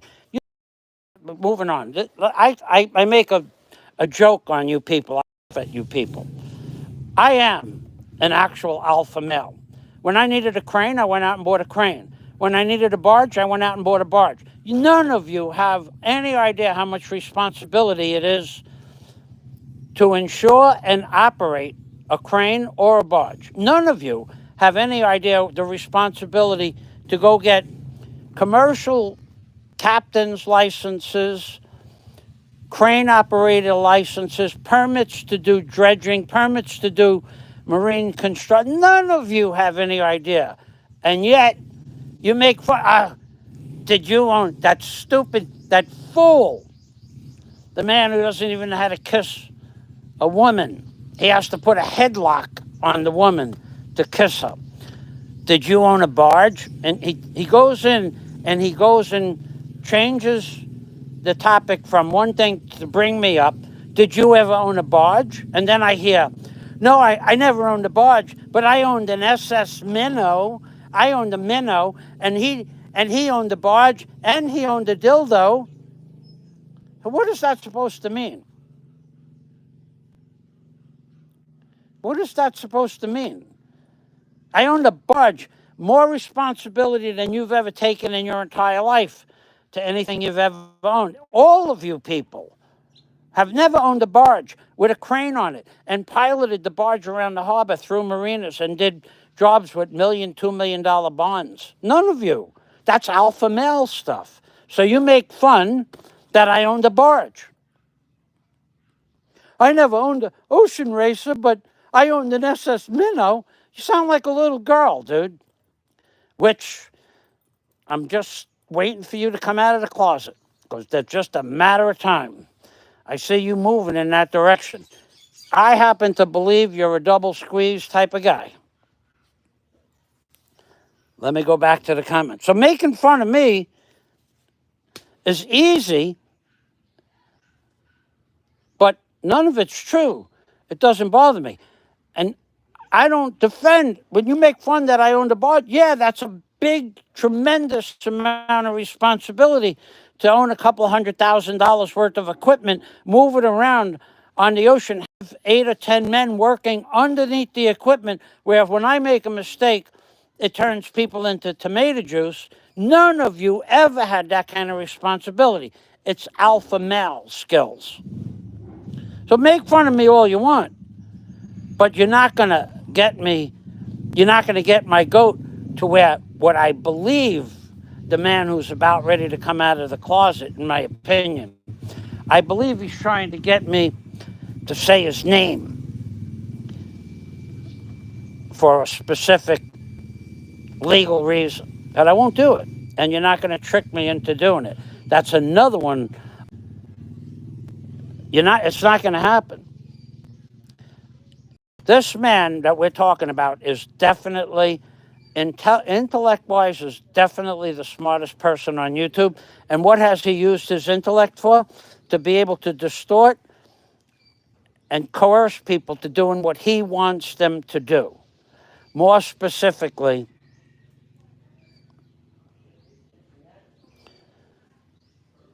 of a sexual nature, because that's all he's got going in his life besides money. And that's pretty sad.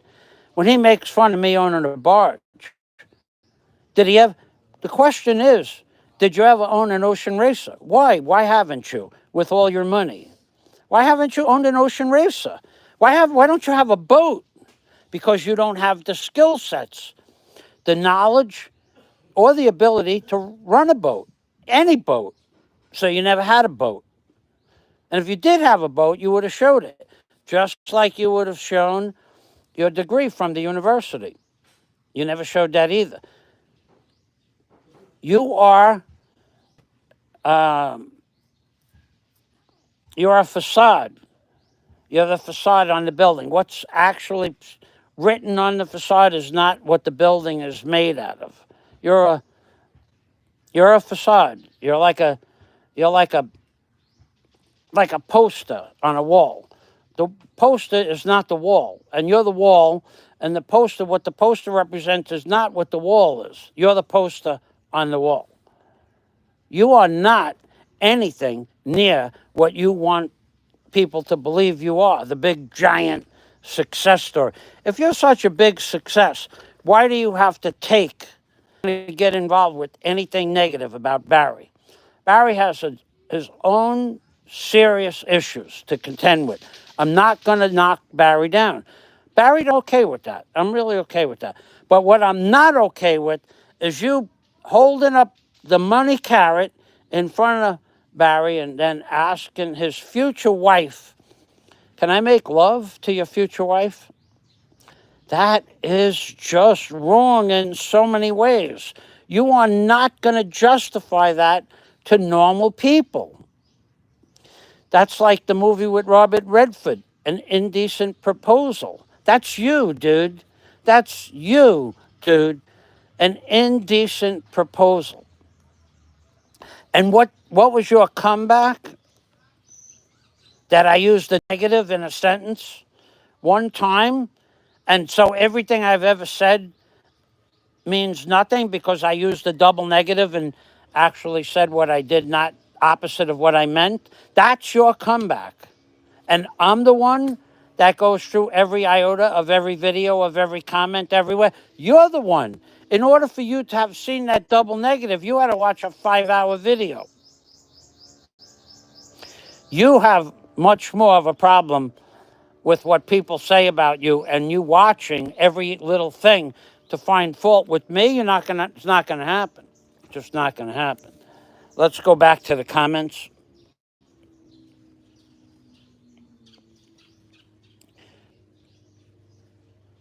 Mike Dowdy is the next comment. Hey, Michael. Good afternoon, Mike. Been pulling wire this morning. Happy 4th. Hey, I don't have it anymore. I used to have a wire pulling rack. I think you could put 12 rolls on the rack I had. Oh, what a nice rack that was to pull wire. My buddy gave it to me. Without that, very difficult to pull wire.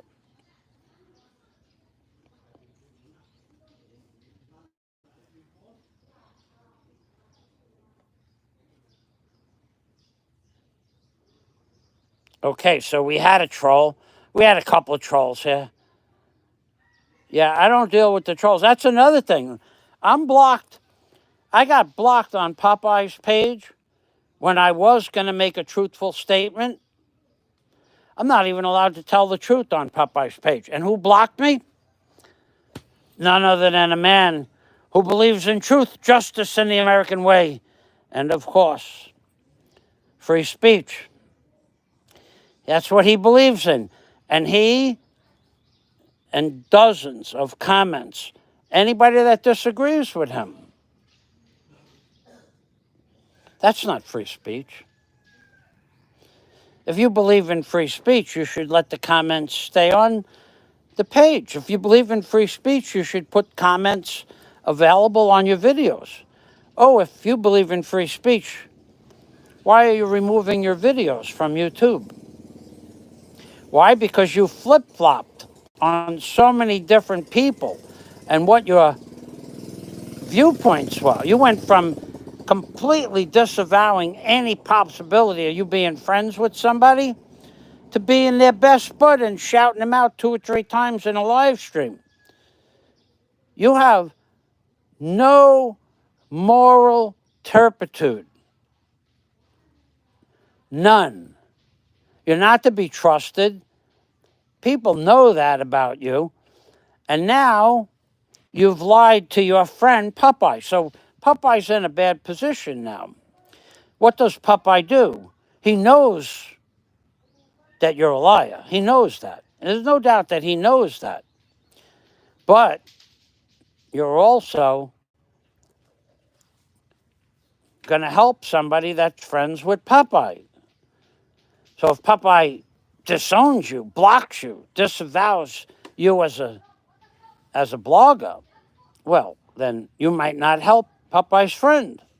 And Popeye, for sure, isn't going to kick up any dollars to move somebody from one place to another.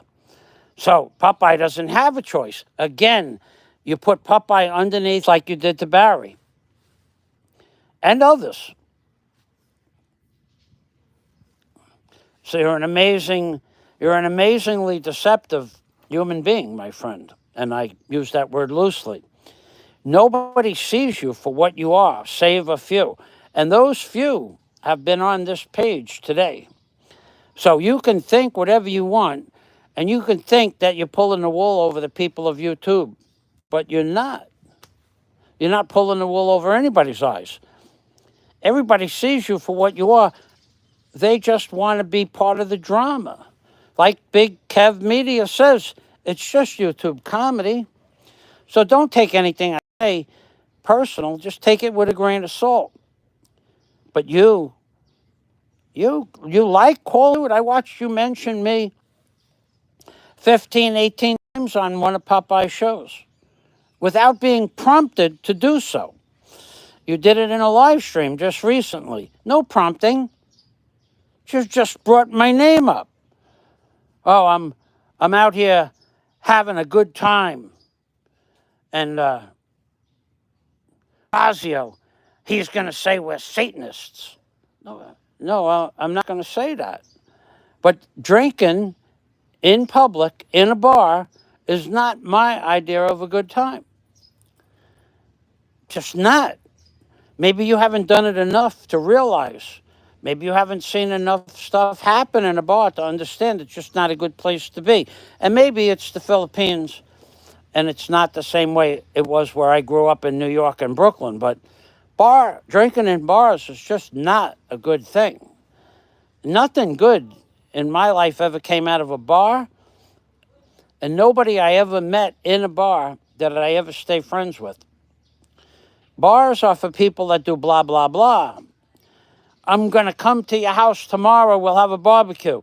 8 or 10. Okay, I'll go out and buy meats and chicken. You bring, some potato salad and coleslaw. And then they don't show up because it's called bar talk. There's nothing good ever came out of a bar. And you being in a bar proves my point. Your arrogance and your insolence only multiplies exponentially when you start drinking.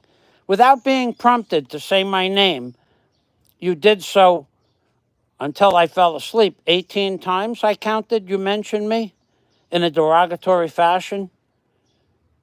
And then once you were prompted, did you own a barge? And then you went off on that weird tangent. No, I didn't own a barge, but I owned an SS Minnow. That's like Gilligan's Island stuff. What does owning a barge have to do with the SS Minnow? Nothing at all. You can't even justify the insanity of your statement. You had nothing else to offer, so you offered something ridiculously non-related to owning a barge. Owning a barge is a big responsibility. You need $1 million worth of insurance to use the crane on the barge. You need a captain's license to move the barge. You need a crane operator, an A license to use the crane. You have to be a mechanic for diesel engine repair and also for the brakes on the crane. You have to know how to weld pad eyes on the deck and re-weld some ribbing on the crane, what they call lacing on the crane. You have to have 100 skills to own a barge. You have none of those skills at all. All you have is blah, blah, blah. And by mentioning me 18 times that I counted, am I hanging on every word you say? No, I put it on while I was going to sleep and I just kept a mental note. Why would you mention me 18 times unprompted? Fazio this and Fazio that. And Fazio's going to say because we're drinking, we're Satanists. Or something similar to that.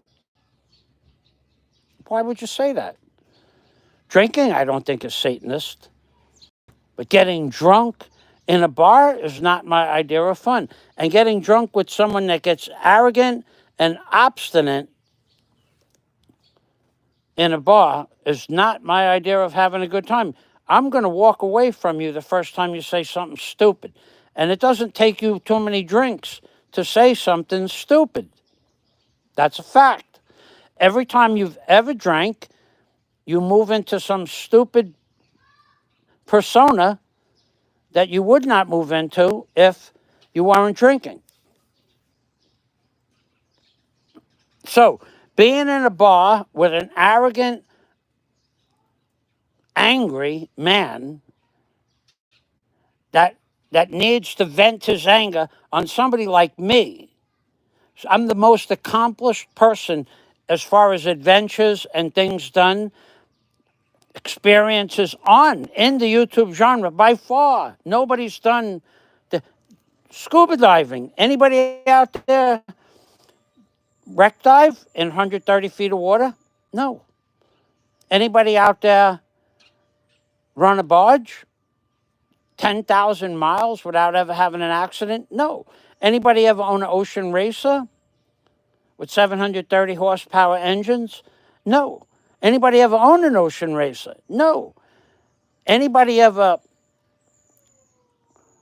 walked across the Verrazano Bridge when it was just a chain link fence? No. Anybody ever own a boat when they were 5 years old? No. Anybody ever learn how to water ski when they were 5 years old? No. Any of you people ever fly a plane? No. Any of you people ever operate a pile driving crane? No. Any of you people ever own a backhoe? No. Any of you people ever operate a backhoe with men working underneath you? No. Any of you people ever travel from Traverse City to New York on a barge? It's one of the most beautiful trips that you could take in the whole world. No. Anybody ever travel through the intercoastal from New Jersey, Sandy Hook to Miami? No. Anybody ever take a barge across the Atlantic Ocean to Cat Island? No. Anybody ever visit Cat Island? No. None of you people have ever done 1/100th of the adventures, but you make fun of Michael Fazio. So I won't have it. And like I said, knocking me down 18 times in one live stream without me being prompted, talking about me on Popeye's channel, talking about me on your live streams, talking about me on Big Kevin Media, his live streams. Not going to make you a better person, because making you a better person is just not possible. You are the most angry man I've ever met. With all your money, you have to get involved with all the drama on YouTube. And you watch every video and read every comment. Although you say you don't, you do. Because otherwise, you would not say, he hangs on my every word. He made a double negative, making me a good guy. You would have to listen to a 5-hour live stream to hear me misspeak a double negative.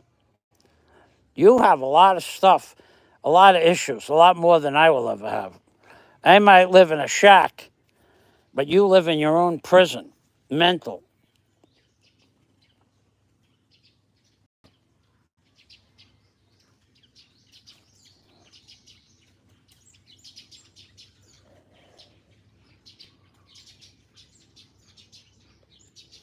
Well, I put the phone this way. It might not buffer.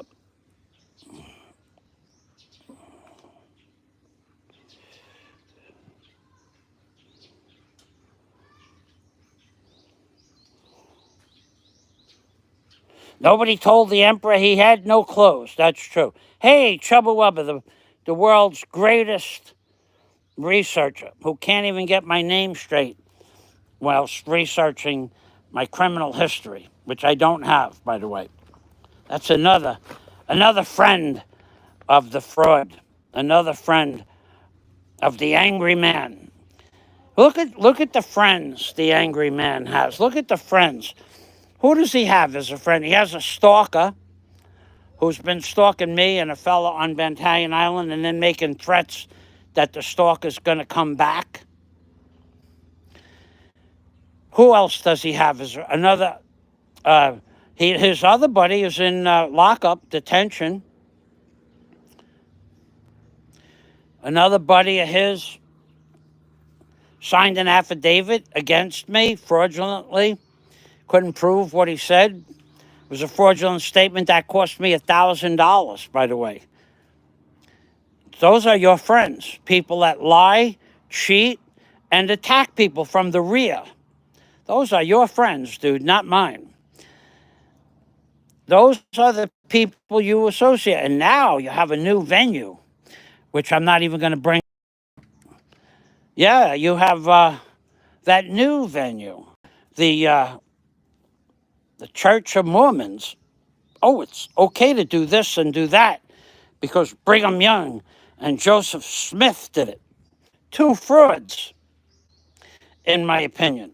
But now, besides your Bible bibble, now you're quoting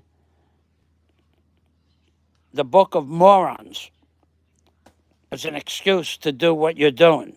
Next time we'll have a conversation about that. Not today. So, where was I? I think I'll go back to chop and pipe. Next time you want to make a mockery of yourself and talk about me multiple times before I didn't even listen to the rest of the video. I have it saved. You brought my name up 18 times in a derogatory methodology without being prompted. Just once you were prompted, somewhere in between 1 and 18. For what reason? You're not going to prove Fazio's a liar. Fazio's a Satanist. It's not true. Oh, I like that word, the CREEP word. I like that word. I have nothing to do with false flattery to get someone on my behalf, to get someone to take my side. False flattery, that's the furthest thing from the truth. You don't even know how to use the word.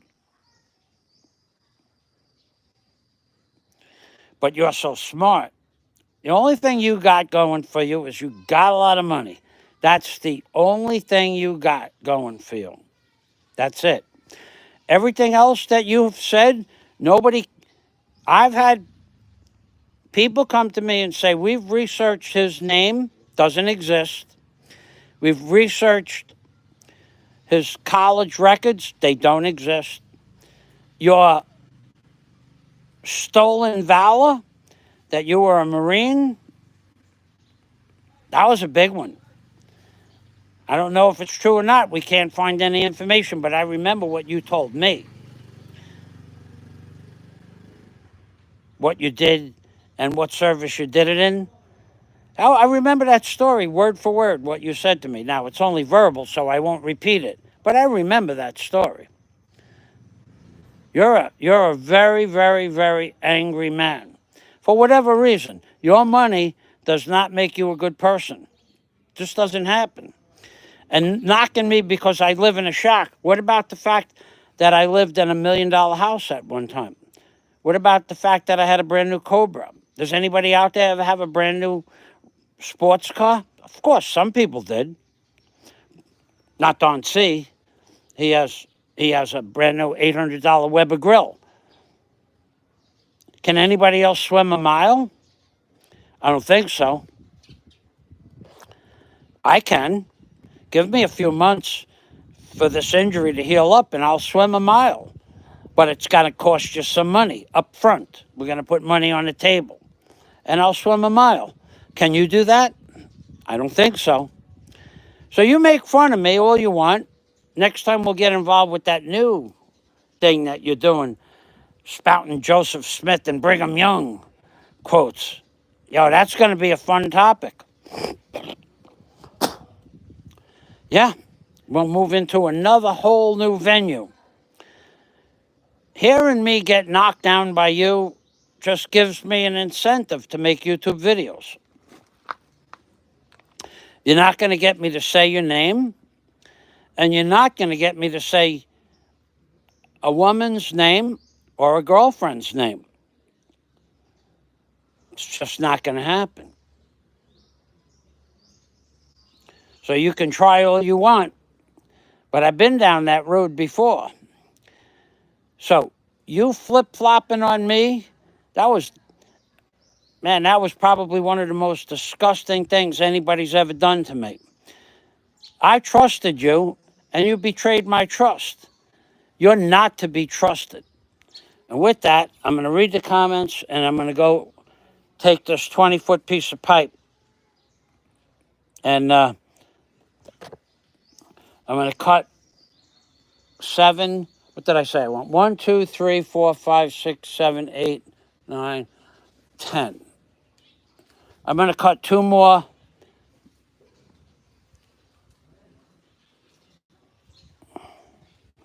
Yeah, I don't really need more than 2 more rungs.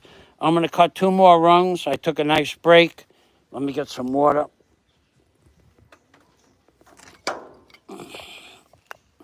I have enough problems in my life without some clown posing as some sort of superhero on YouTube knocking me down. I listen to it. I laugh. You're lucky I laugh.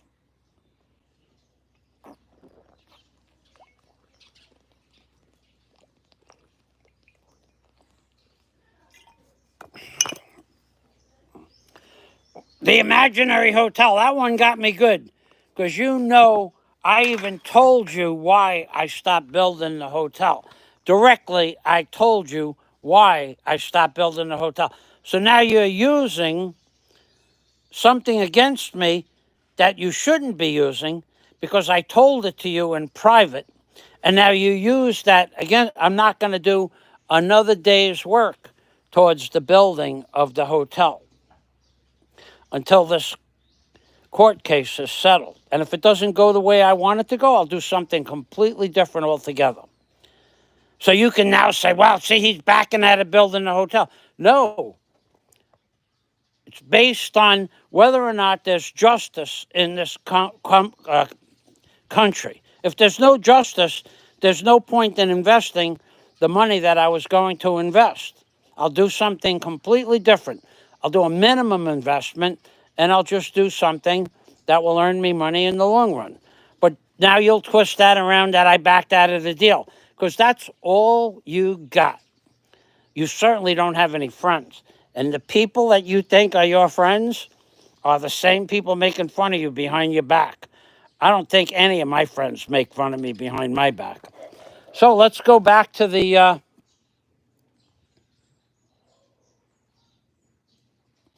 I'll give you a different angle on the power mic. Let me get some more water. Again, talking is hard work, you know. And giving somebody $1,000+ that just a few months ago you said you would have nothing to do with ever. You would never have anything to do with a certain, and now you've given him over $1,000. Hey, Popeye! Popeye, wherefore art thou, Popeye? He gave over $1,000, and now he's offering another $1,500. Popeye, what say you, Popeye? Popeye has no answer, because now you put Popeye in a precarious position. Popeye's not taking $1 out of his pocket.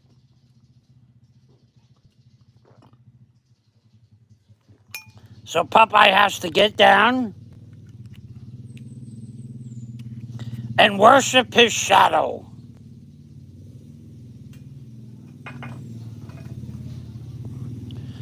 Hey, Popeye, how does it feel? A little schmoozing on your knees, buddy. A little schmoozing here, a little schmoozing. You've probably been doing that your whole life. You let him get away with that, Popeye? You let him get away with, I'm not giving any more money. I'm not going to give another. And now it's an additional $1,500, Popeye. How dare you, Popeye? How dare you?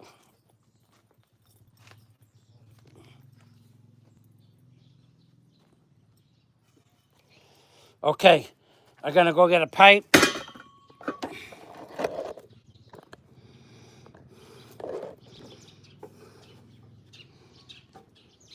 And we're going to put the headgear on.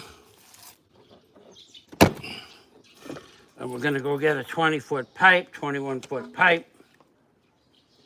How dare you, Popeye?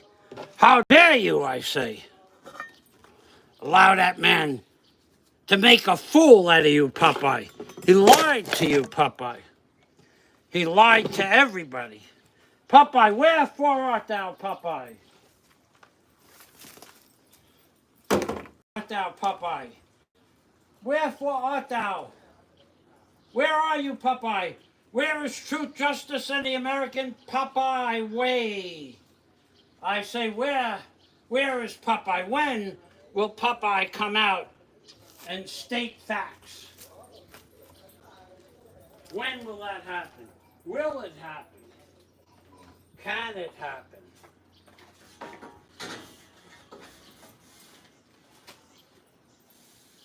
Okay, here we come.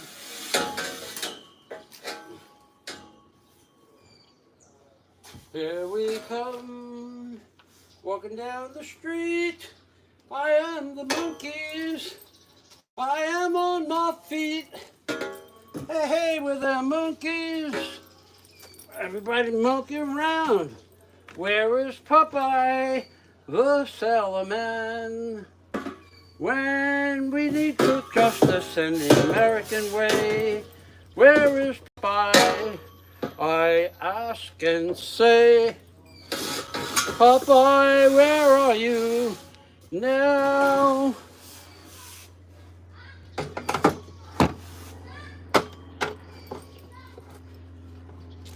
Wherefore art thou, you Popeye? Wherefore art thou now? As soon as I'm done with this, I'm going to go get the putting this together.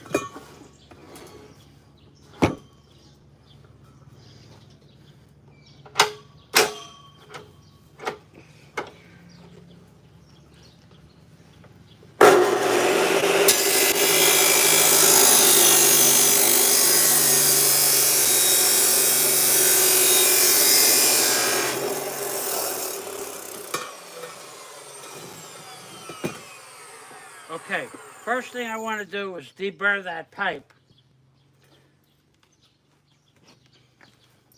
because that's the one that's going to get you, because it's not a rung, and you're going to put it back in the pile, the scaffold pipe pile, and you're going to put your finger in here, and you're going to get a,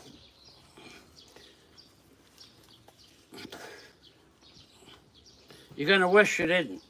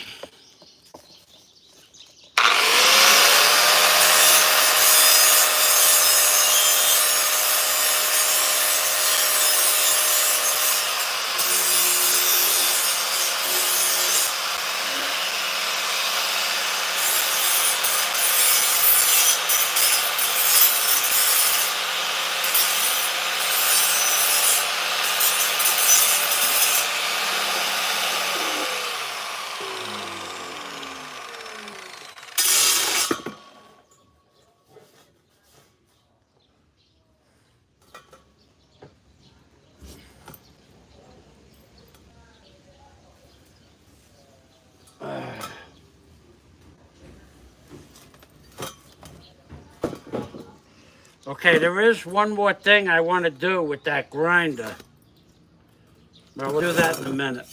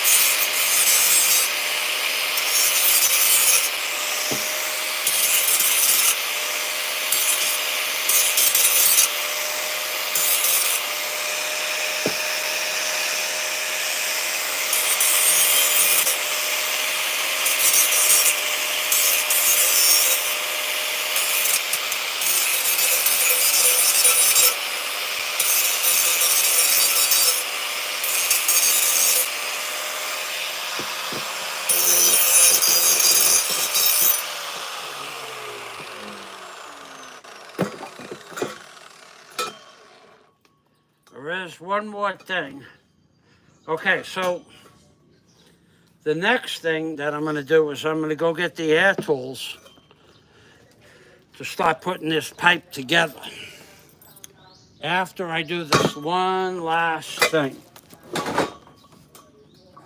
When I have a piece of wood that's old with nails, rusty nails going through it, I do not try to pull the nails out of the wood. Because number one, it takes a long time. Number two, it's pretty much impossible. But what I do is I use the grinder and I cut them flush with the wood. And then I try to remember where the nails are by putting a white mark. I'll put a magic marker mark where there's nails.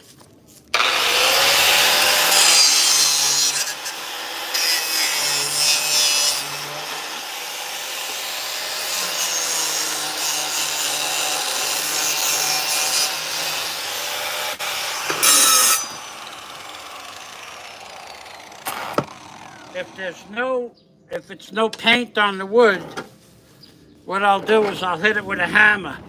I'll make a notch in it.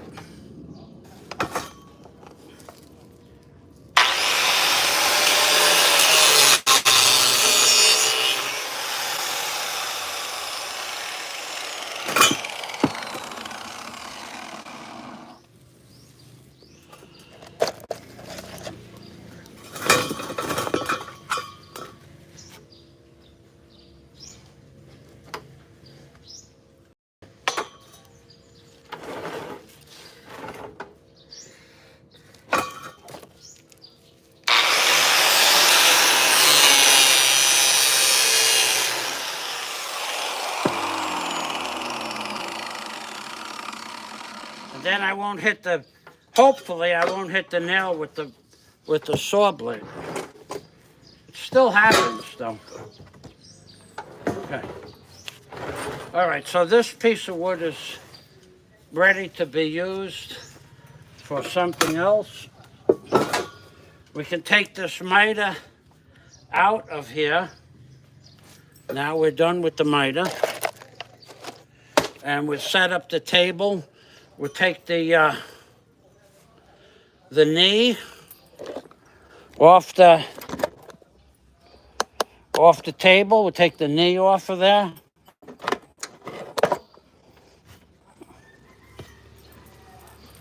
The strung back, the kicker, take that off.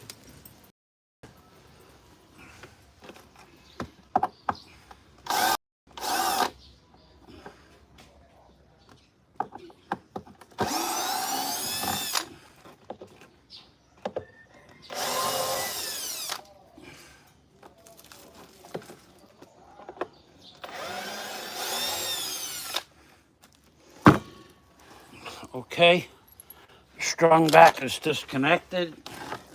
We don't need the knees, really. We don't need the knees. I'll just put them over here.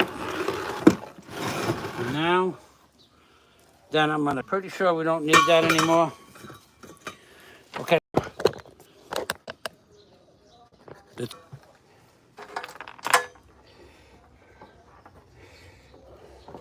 Okay, let's blow this off. We'll blow the metal dust off of here, off the bench, off the tools, off the MITRE.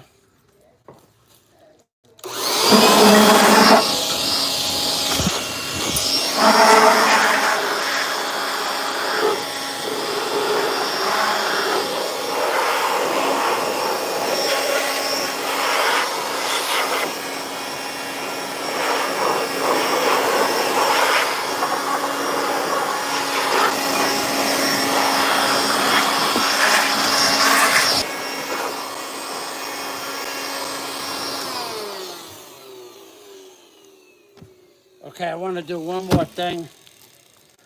I want to get the metal dust off of here.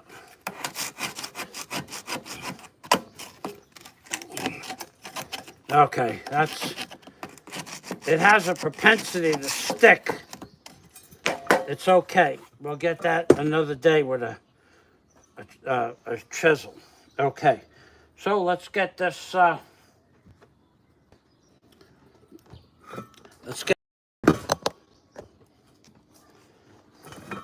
we're done with pretty much.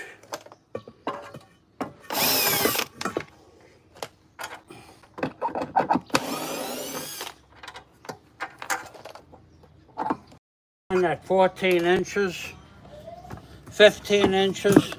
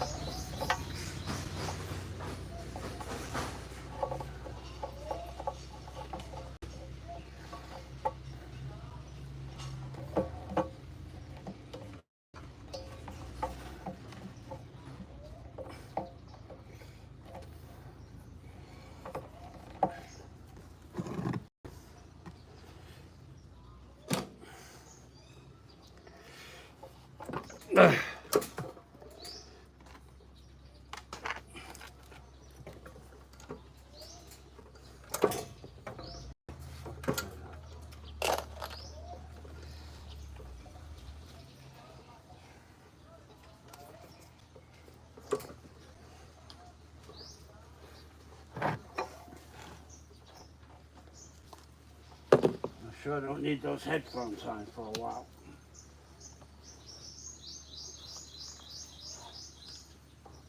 Hey, Chubba Wubba, I know that you were in the chat. Until you can show us some manly thing that you've done, not allowed in my...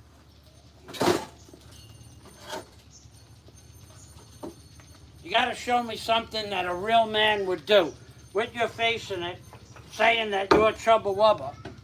Anybody that does real man work, that just comes on and trolls people with no personal videos, I mostly let people come on if they want to come on and say what they say, but trolling me in a negative manner without any proof that you're doing videos or who you are, that's just not allowed. You know, I mean, it shouldn't be allowed. In fact, there's an actual law that states very specifically every person is supposed to have their real identity connected to their social media account. It's just not a law that's enforced, but it is in fact a law.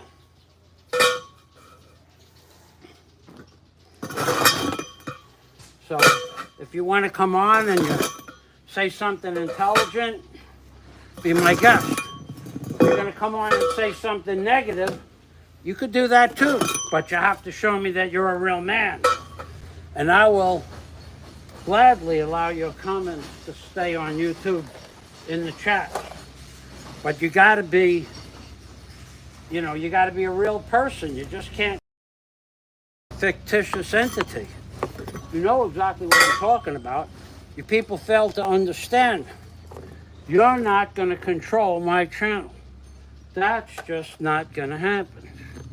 Okay, so let's blow this off one more time.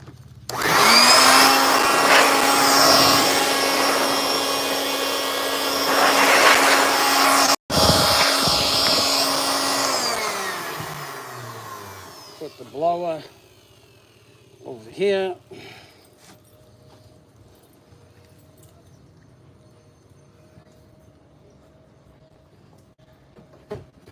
Okay, so if you want to come on and say something intelligent, be my guest. Even if you are a troll, and I know you're a troll, you're allowed to come on and say something intelligent. You cannot come on my channel, say stupid stuff, and think that you're going to somehow degrade me. I don't know what you said, but my moderators know the rules, and you probably broke a rule. Shame on you. Shame. Shame, shame, shame.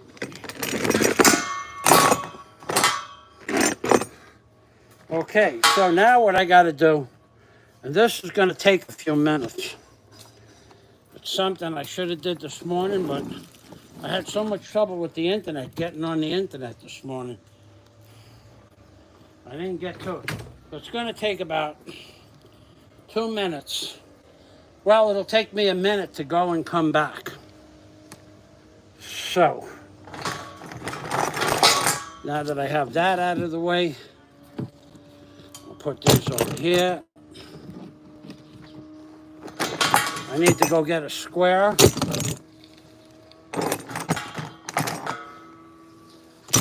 And then I need the butterfly tool, an 11/16. I need a rag. Okay, so I'm going to be back in about, you can watch the sky. I'll be back. It's going to take, well, you know what I could do? I could do this first. I could do, I'll tell you what I'm going to do. So as to not to leave you guys alone, I'm going to check the comments. I'm going to make the measurements for the first rung, second rung, third rung, like that. Actually, okay, let's see what we got here. This might be my step.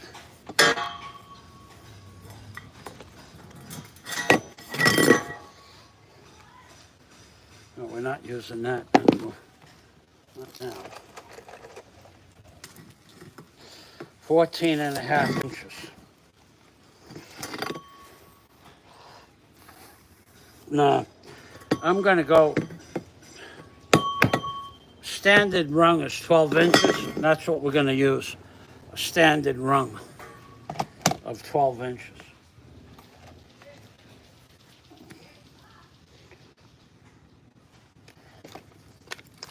But the first one is gonna be 14 because it's gonna sink down in the ground a few inches.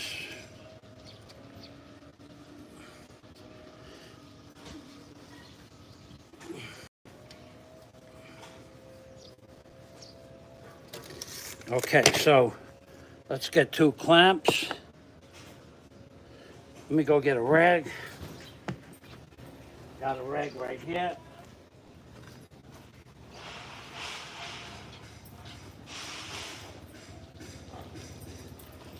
Yeah, now don't forget, now this is alpha male stuff. Alpha male ladder building, remember.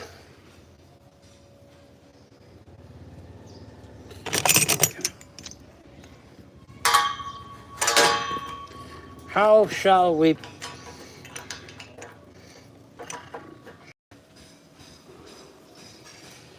I got it. Okay. I haven't built one of these in a couple of years. Okay. I got it. That's my first rung right there. Then we're going to go 12 inches. Whatever 12 inches is after that. So this is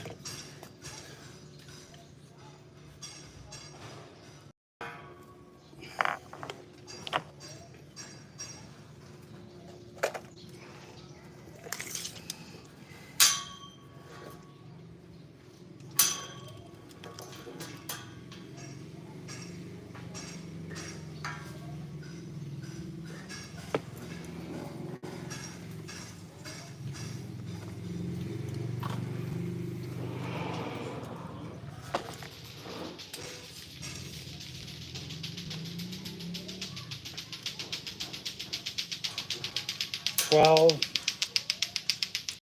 $4,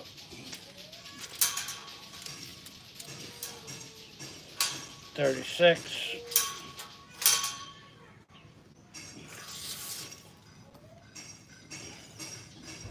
That'll give me 3 sets of pipe clamps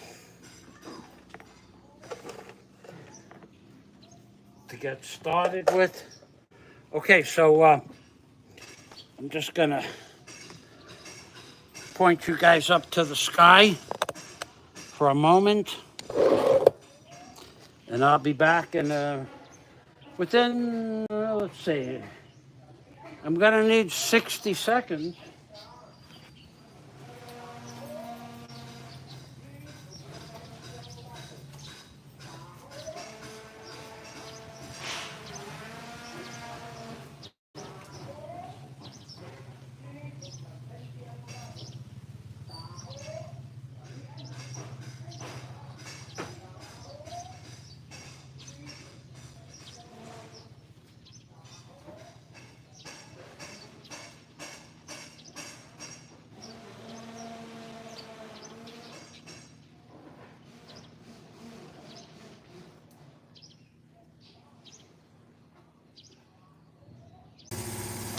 Okay, so here's what happened.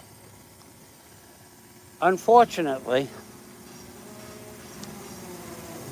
whenever the compressor kicks on,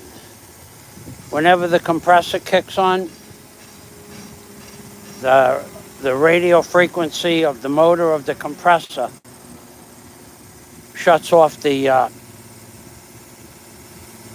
live stream. I don't know why it does that. Well, I do know why it does this. It has something to do with radio frequency, or there's a name for the wave. But anyway, it interferes with the wavelength. So I'm gonna have to put the phone a little bit closer to the house.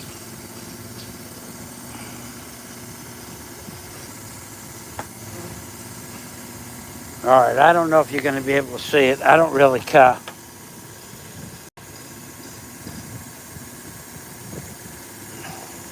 I think what I'm going to do, I'll wait for the compressor to shut off. I'll say goodbye, and I'll videotape the ladder building, because every time the compressor kicks on, it's going to shut off the phone.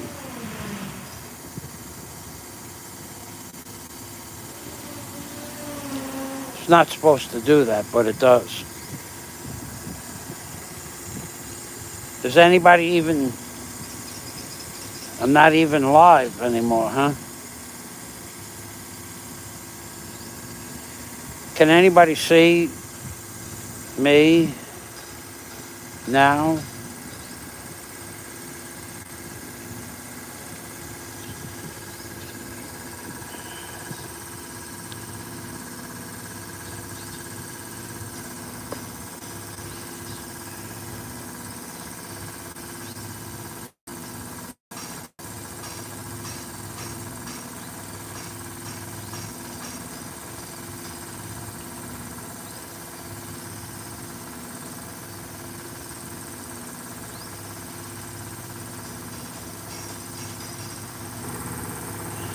All right, well, I want to say goodbye, and then I'll tell you what I'm going to do, and I'm going to make the video, because the live stream is over. For all intent and purposes, say goodbye now. I'm not going to have every time the compressor kicks on, it's going to shut the live stream off. It interferes with the communication on the Wi-Fi. It's not supposed to do that, but it does. So anybody want to say goodbye, because I'm going to say goodbye. And then I'm going to immediately, after I say goodbye, I'm going to go, let me check to see how much power I have left here.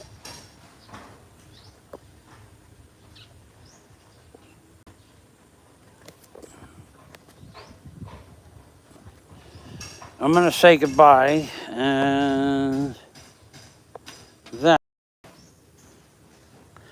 I'm going to videotape the building of the ladder. I'm not going to use the Wi-Fi. So thanks for watching, and have a nice 4th of July. I forget that it's 4th of July, because here in the Philippines, you forget the holidays. You just forget. It's 4th of July. 4th of July it is. Amping Permi from the Philippines. Remember, Amping Permi means take care always.